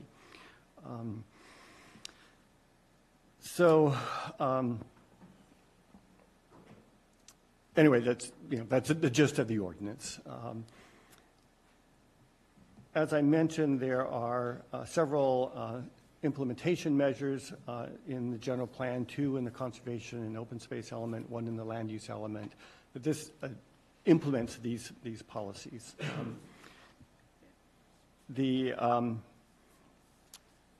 Because this is implementing the general plan, it's also exempt from CEQA for a variety of reasons. There are 2 categorical exemptions that allow us to move forward with this without going through a formal CEQA review.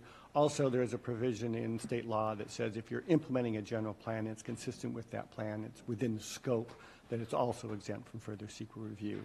So, we've looked at those. We will file a notice of exemption at the end of this process, but we also need to do a modification to the summary ordinance that was in your packet to add the within the scope provisions of the code. Just wanted to update you on that. We do have one minor correction from what was presented to you, and this would be on page 1035 of your packet. It's under the applicability section. And you see it's B1C, and then there's 4 Roman numerals, and then D at the end of that. Pardon me? Under D? Yeah, B1C is on the bottom of page 1035. And you see the D underneath the Roman numeral 4. It's Commission- indented, it shouldn't be. right? Well, we need to sort of correct that. Yes. At the end of C4, there's a semicolon and the word or. That should be changed to and. And then the D should be Roman numeral 5. And the issue with that is there's sort of an exemption that says if the building is old, but it has been changed so much over the period of time, people have done alterations that no longer really has any integrity or historic significance,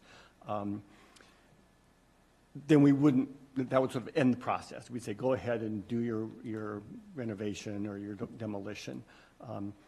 But that provision would only apply to local resources, not to state or federal resources. There's some concern that we might be sort of going beyond the scope of CEQA on that. So that review process would be for our local review, but if it's already on a state or federal list, we'd probably have to do some other type of analysis before we'd get to that point and we'd say, it really no longer qualifies.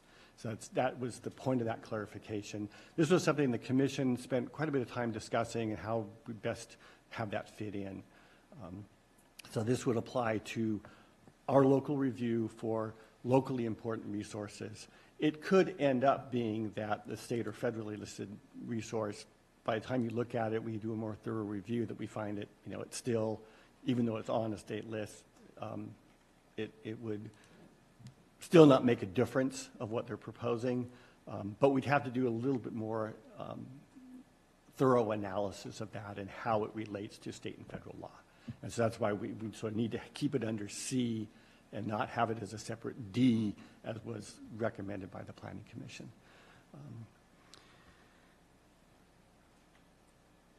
I have a question about what Yes. your comments you just said on that. So if a project comes in, we don't first go over state and federal and then go to the local? You're saying we go local first and say, okay, and then we go to the state? No, not at all. We would look at state and local. If it's on the state or local list, clearly it's a significant resource. They're sort of It's independent only if it's not on criteria, those lists, and then we sort of have our own criteria that we establish. If it's not on that list? Yeah, Correct. yeah. Okay.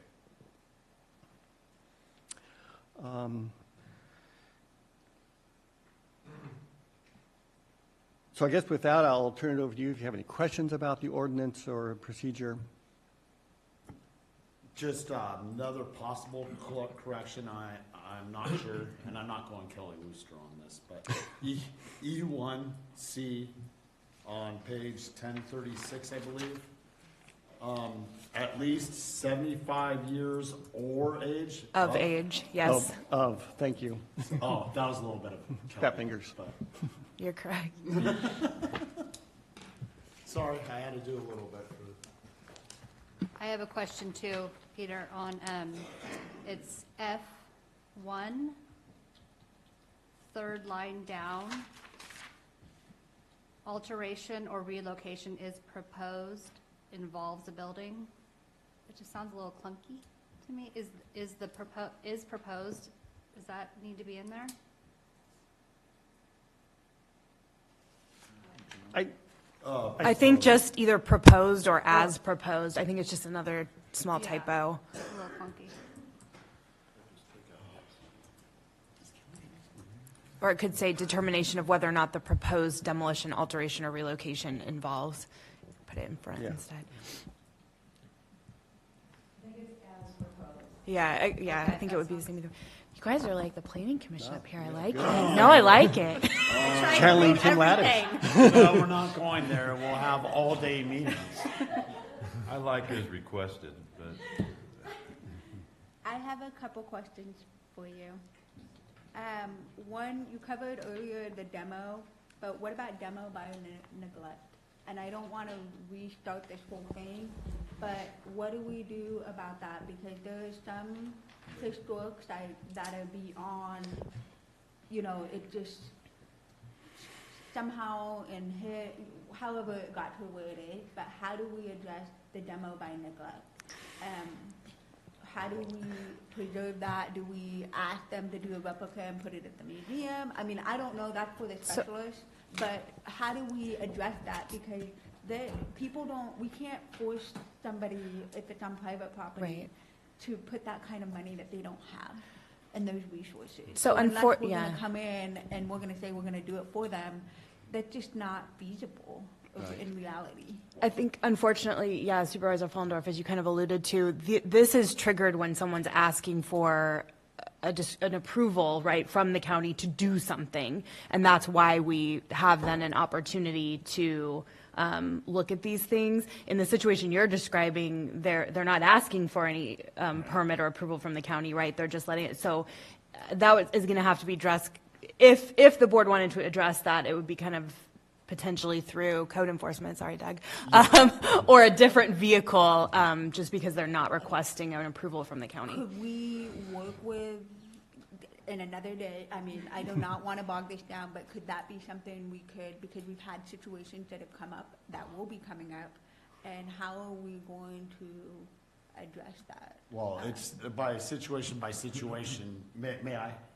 I apologize. No, I do have one But we other do question, have though. one that we've had in the past that was a public safety issue on a building where it could fall down. And at that point, you know, I don't think, I think in that situation, I think that we have to address it immediately. In other situations, you know, unless there's a complaint that's been filed, the trigger wouldn't be there.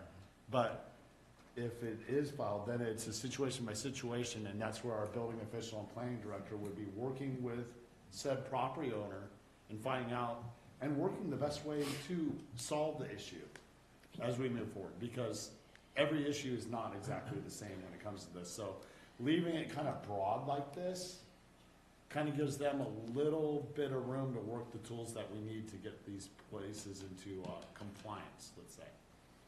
I'm just that used right? to an actual policy process, and so that's why that's because I've had experience with a similar situation within a different jurisdiction, but it went through a thorough, that eventually it was the board decision what to do. But it did take a lot of abatement, you know, there was things, so we don't have it built into a process, so what does that process look like? So we're not favoring we're all on the same page, I guess, is what I'm getting at. And I get it, there's That some makes leeway, sense. but we can discuss that offline, I just want to make sure it gets addressed. There's no issue. Yeah, and then The other, go ahead. Just to address that issue, the Planning Commission discussed that quite a bit. In fact, Okay. I think in the draft ordinance that we presented to the commission, we had a provision of that, and they really felt that really raised some significant policy issues that Yes. they felt the board should address. I think, given the time frame that we have to get something adopted to at least prevent the demolition of historic structures, it's probably something that we might want to discuss at a future date. Yes, Because there are some ramifications of, you know, how are we going to enforce this? And do we want to get involved in that level of detail of private property maintenance? It raises some significant policy issues. And I agree, I just want to make sure we're openly addressing it, we're having the conversation, and for the public members that have the investment and have taken time to help, that we're not ignoring it, you know, that it is recognized and open to maybe future conversations at this level from a policy Yes. standpoint. Okay, the other question I had is. Thanks, Doug. Sorry, Doug, you got it, Doug. The other question I had is under section H, on page 1037. We have a list of designees of the panel, and I'm probably going to enunciate this wrong, so bear with me. Is there a reason why we didn't add a county archivist? We actually had that in the draft presented to the commission, but then we felt that that went beyond perhaps the scope of that person's job assignment and didn't want to get involved in having to rewrite the job Yeah, I mean, description. It's just quite simply not within that person's job description to do something even like this. So I think, that's something that potentially could be tweaked in the future, but as of right now, it's not really. We would most likely confer to find out what resources are available and are there, does the archivist have information that would assist the planning director and the building official in making the determination of whether it's important or not, but to actually impose that responsibility on that position, we felt that was inappropriate. Could we maybe build it in as a confer, so that way, because I've just seen it in the past, where we discuss it and we have every intent right now in this moment, yes, we're gonna confer, that's the right thing to do. But then people change, boards change, and it falls off of a checklist. So is there a way to somehow recognize it? Can we do that, Sarah? But not build it within it is recommended to ensure that we confer with X, Y, and Z I think as needed. Yeah, I mean, I think if the board were inclined to do something like that, it would have to be more of a, putting something in here that stipulates that planning will do that consultation or see what resources the archives may have that are pertinent. So, I mean, I think the board could write that in. I think where it gets problematic is if we're putting something on that person. Can we make it broad scope so we make sure we've got that checklist on ourselves for accountability? And I'll just say too that during the Planning Commission hearing, during that discussion, I did tell the Planning Commission that I would be reaching out to the archivist, and they can respond if they want to. It's it's up to them at that point. But would be reaching out for that additional expertise from my standpoint, from staff. I know the verbiage in the text isn't in there because there are some job spec issues, and we don't want to burden an employee. But it's definitely my intent to reach out to the archivist, and whether they respond or not is completely up to them, but that is certainly my intent. And that's what I mean, like, we have that intent, but you may not be here in 10, 15 years. I don't know I just don't want to just leave it open-end, because I've seen it time and time again where we discuss it, and then we end up in a fight because it doesn't get done. May I, with the conditional use permit and the process that we move forward on the conditional use permit, it's extravagant. It's going through multiple levels, and it's not an administrative use permit. This one is not just going to confer these 3 people. It's going to move on to the Planning Commission, the Board of Supervisors, and any person in that position is going to have to do their due diligence, and they bear the burden of providing the information we need to make the right decision. At that point, going through the archivist is essential, especially with finding out the true years of construction, 75 years plus, so on and so forth. Am I correct? Certainly. I hear what Supervisor Fullendorf is saying, though, is that there's nothing in this ordinance that says we are going to reach out to, and maybe we could add something to H2A that is generic in manner that says, utilizing all available resources or something along those lines. Or in H3 where it says after receiving the panel's report, the planning director shall, develop his or her recommendations. We could put something in there that the planning director will also reference or consult with the archives or something at that stage. And I understand from an HR standpoint, and until we deal with that, I get it. I just hate talking about it, and then it just backfires, and it ends up in negative solutions. I just wanted to clarify for the board that the panel review is looking at the substantive issues to do with the architecture of the building and what have you, and the archivist it basically is just aware of the documents. And so the panel review's purpose is a little bit different, but I think the planning department would be looking at the archivist not just for purposes of the panel review, but for a broader array of its decision making. So I just wanted the board to consider the possibility of not making it sound like we're limiting the use of the archivist just to the panel review.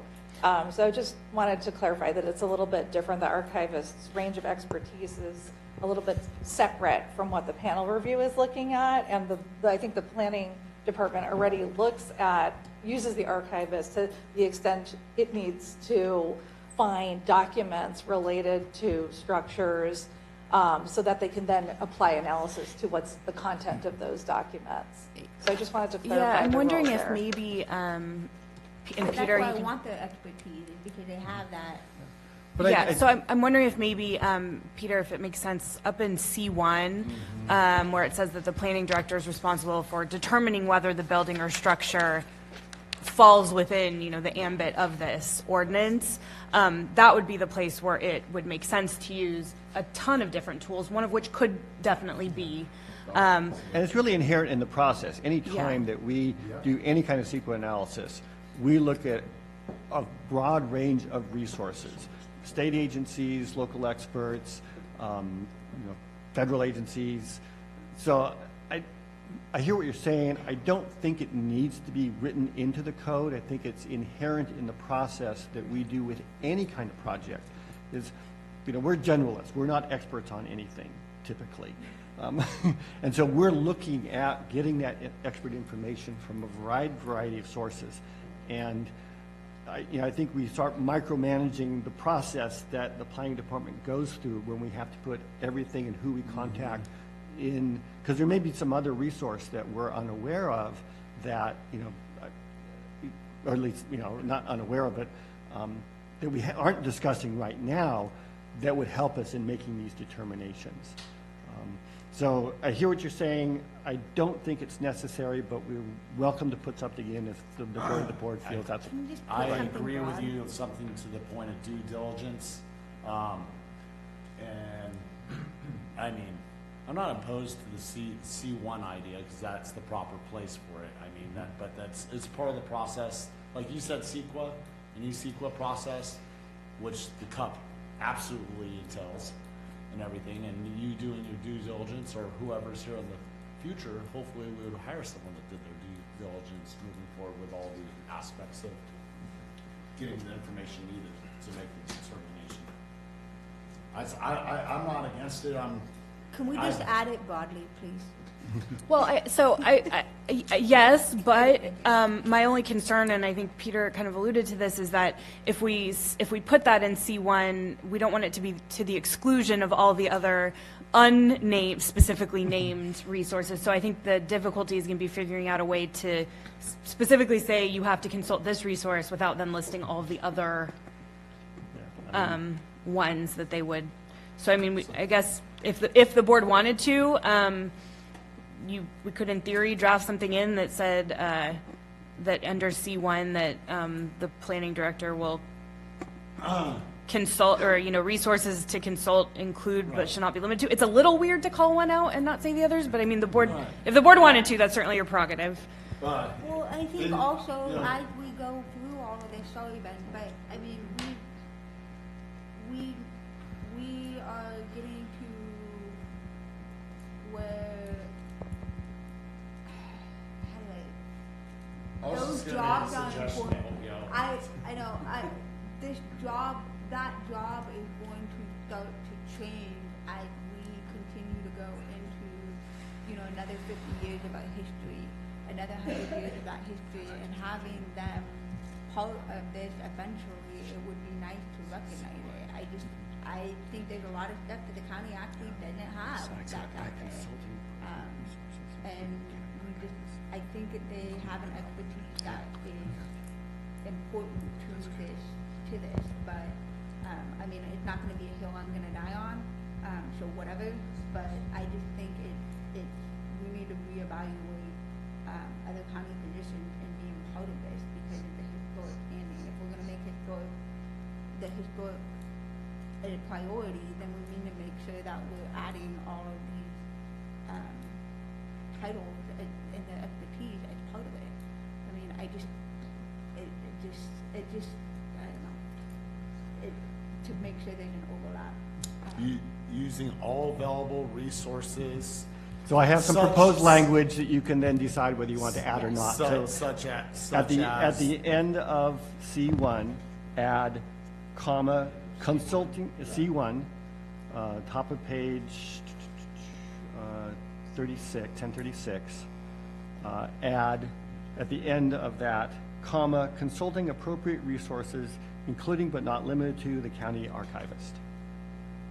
Thank you. That's where I was going to work.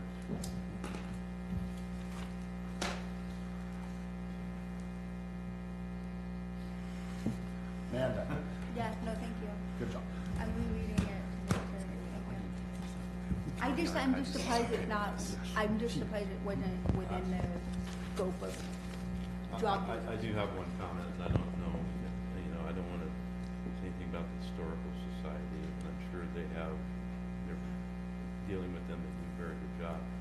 But under H1, item C, designee of the Calaveras County Historical Society should be within that district. So their designee has to come from, because the person that lives within District 1 or District 2 or District 3 would have more knowledge or have the ability within their district. I mean, it's just something that I was thinking about while we're sitting here. I think it may be limiting the scope, because there may be people that live in one district but have a very broad interest in a certain aspect of the historical character of the county. I think that, and typically who I've dealt with in developing this ordinance was the sort of the head, I can't remember what the title was, that, the chairman or the, director, executive director, I think was the title of the Historical Society. I think that within their organization, they would find someone that said, this is the most appropriate to look at this issue. Sure. And it may not necessarily be someone within that district. I just thought I'd throw it out there. You're probably right. I don't disagree with you. Okay. I'm in agreement in the sense that with these type of things, the Historical Society would be meeting with themselves, discussing and getting input from the individuals who are the one that's representing them at said meeting. Okay. Anyone else? Public comment? Sal Manna, the Society for the Preservation of West Calaveras History. Just want to say that the ordinance is, it's required, it's needed, and it's about time. Thank you to the Planning Commission, the Planning Department, the Building Department, and the Board for getting us to this point. It's been a long time coming. Of course, once the ordinance is done, the most important part, kind of what Supervisor Follendorf was alluding to, is the process and the implementation. And I thought there should be two guideposts for that, for the public. That's transparency and simplicity. I think someone goes to the desk of the planning department or the building department and says, I want to do this. And they go, what's the year that building was built? Here's the list. You're not on the list. Move on. You are on the list. You get thrown into the process. That's what's done everywhere else and done well. And finally, hopefully, that's what can be done here. So thank you.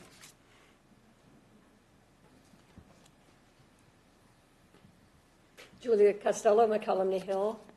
And I'm just here to thank you, too, for getting this process so far. That it has been a long time getting Calaveras County into the mainstream of historic preservation. And during our general plan process, every community identified their historic resources as number one or number two in their communities. And yet our county was outstanding for not having anything to protect them. But we got some foundation in the general plan, and this takes us a huge step forward. In protecting these important resources in our county. And I want to amend my colleague's comment that the list that we have so far is just the list we have so far. We haven't inventoried every building in the county, so your building may be over 75 years old and not on the list and may be eligible. And that's where the planning director is going to have to make that call. So simply not being on the current list doesn't mean you're out of the woods, right? You may have an important historic building. And you could ask, I imagine, to be added to the list. You could have homeowners that want to use the Mills Act. which is coming up. And in order to use the Mills Act or the Historic Building Code, you have to be on that list. So property owners can come in, and I'm sure there will be a process that the planning department will consider their application and put them on it. Thank you very much. Thank you, Julia. I have one further question real quick before I close it down, unless some of you do. And it's right to that point. So E1C goes to applicability, or I'm sorry.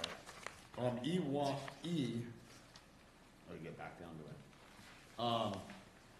Goes to the Register of Historical Buildings and everything, and then it refers to the process going through to 17.16.060B1C, and it goes down through this, and to that point,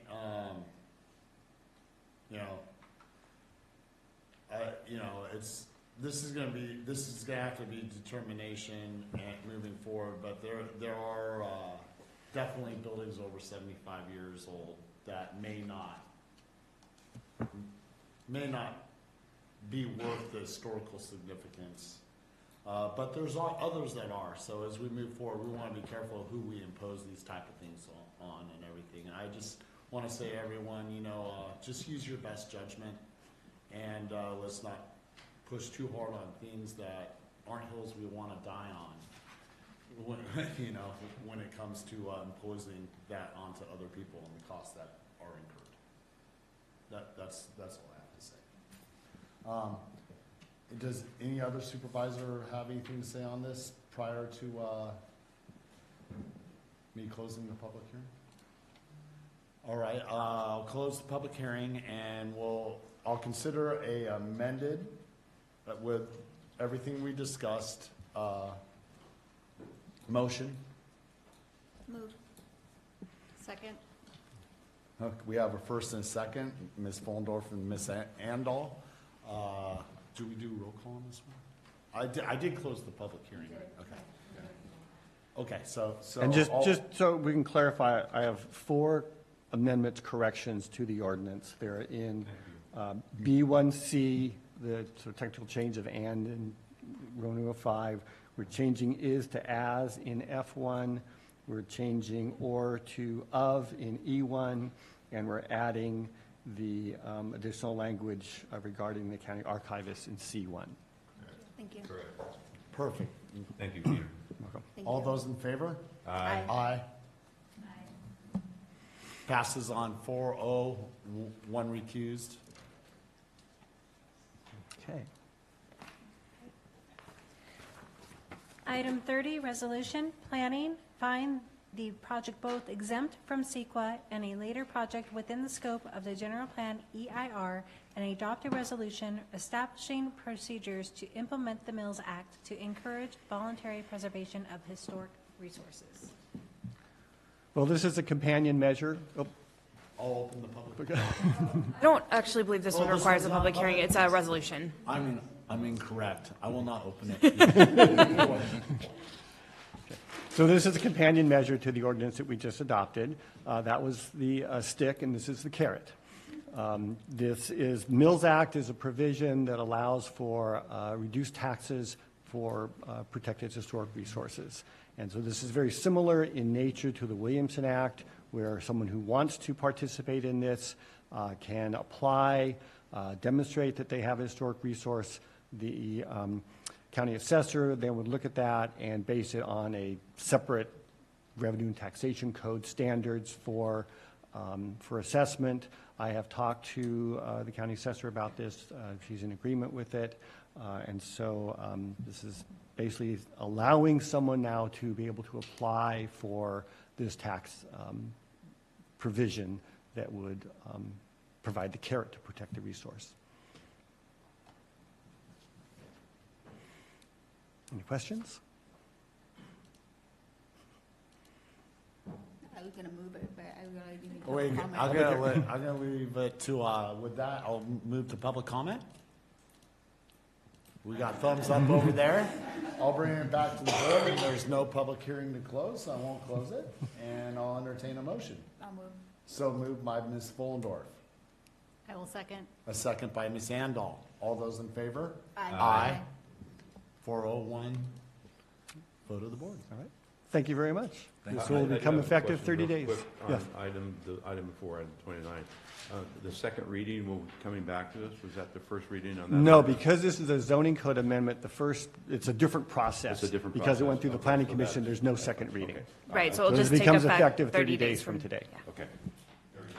30 days, February 13th.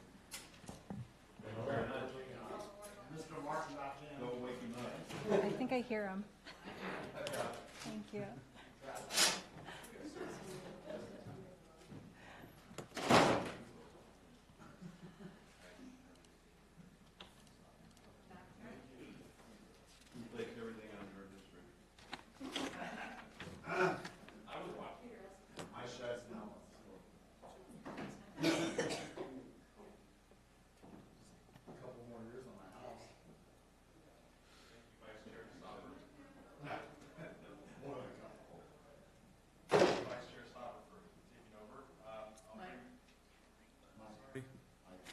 Thank you. I'll bring it back for supervisor announcements, and we could start. Actually, let me ask first, because I was going to bring it up when we were choosing committees. Is everybody happy with where they're sitting? Because I know we. Great. I prefer being here. I know chair is normally in the middle, but by sitting here, I can see everybody, so I don't miss anybody when they want to speak. So, okay. In any case, Supervisor Stopper, would you have anything to announce? I don't. Okay. Supervisor Toffenelli? I have nothing to announce other than had a great holidays and Happy New Year to everybody. Awesome. I do. Last week I attended the OCOC first board meeting of the year. Everyone was really great and welcoming, and I look forward to attending that the rest of the year.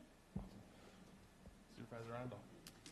I just wanted to again say thank you to the voters for having confidence in me, and thank you to the staff for the warm welcome, and thank you to the board. Super. CEO Hitchcock. I have nothing. Thank you. County Council? No, thank you. Stacy, you'd like to say anything? No, just looking forward to another great year. And Susan.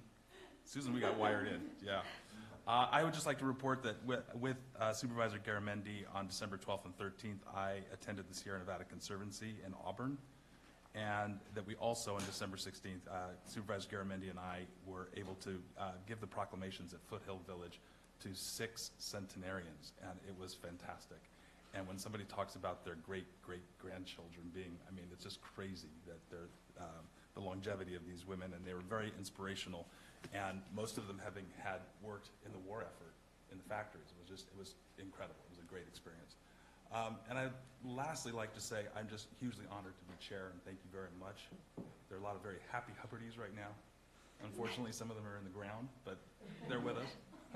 So thank you. And with that, I will end the meeting at... Sorry. Closed session. We're going to adjourn into closed session. Oh, that's right. I apologize. Yeah, we'll adjourn into closed session, but we'll close the regular meeting at 11:28.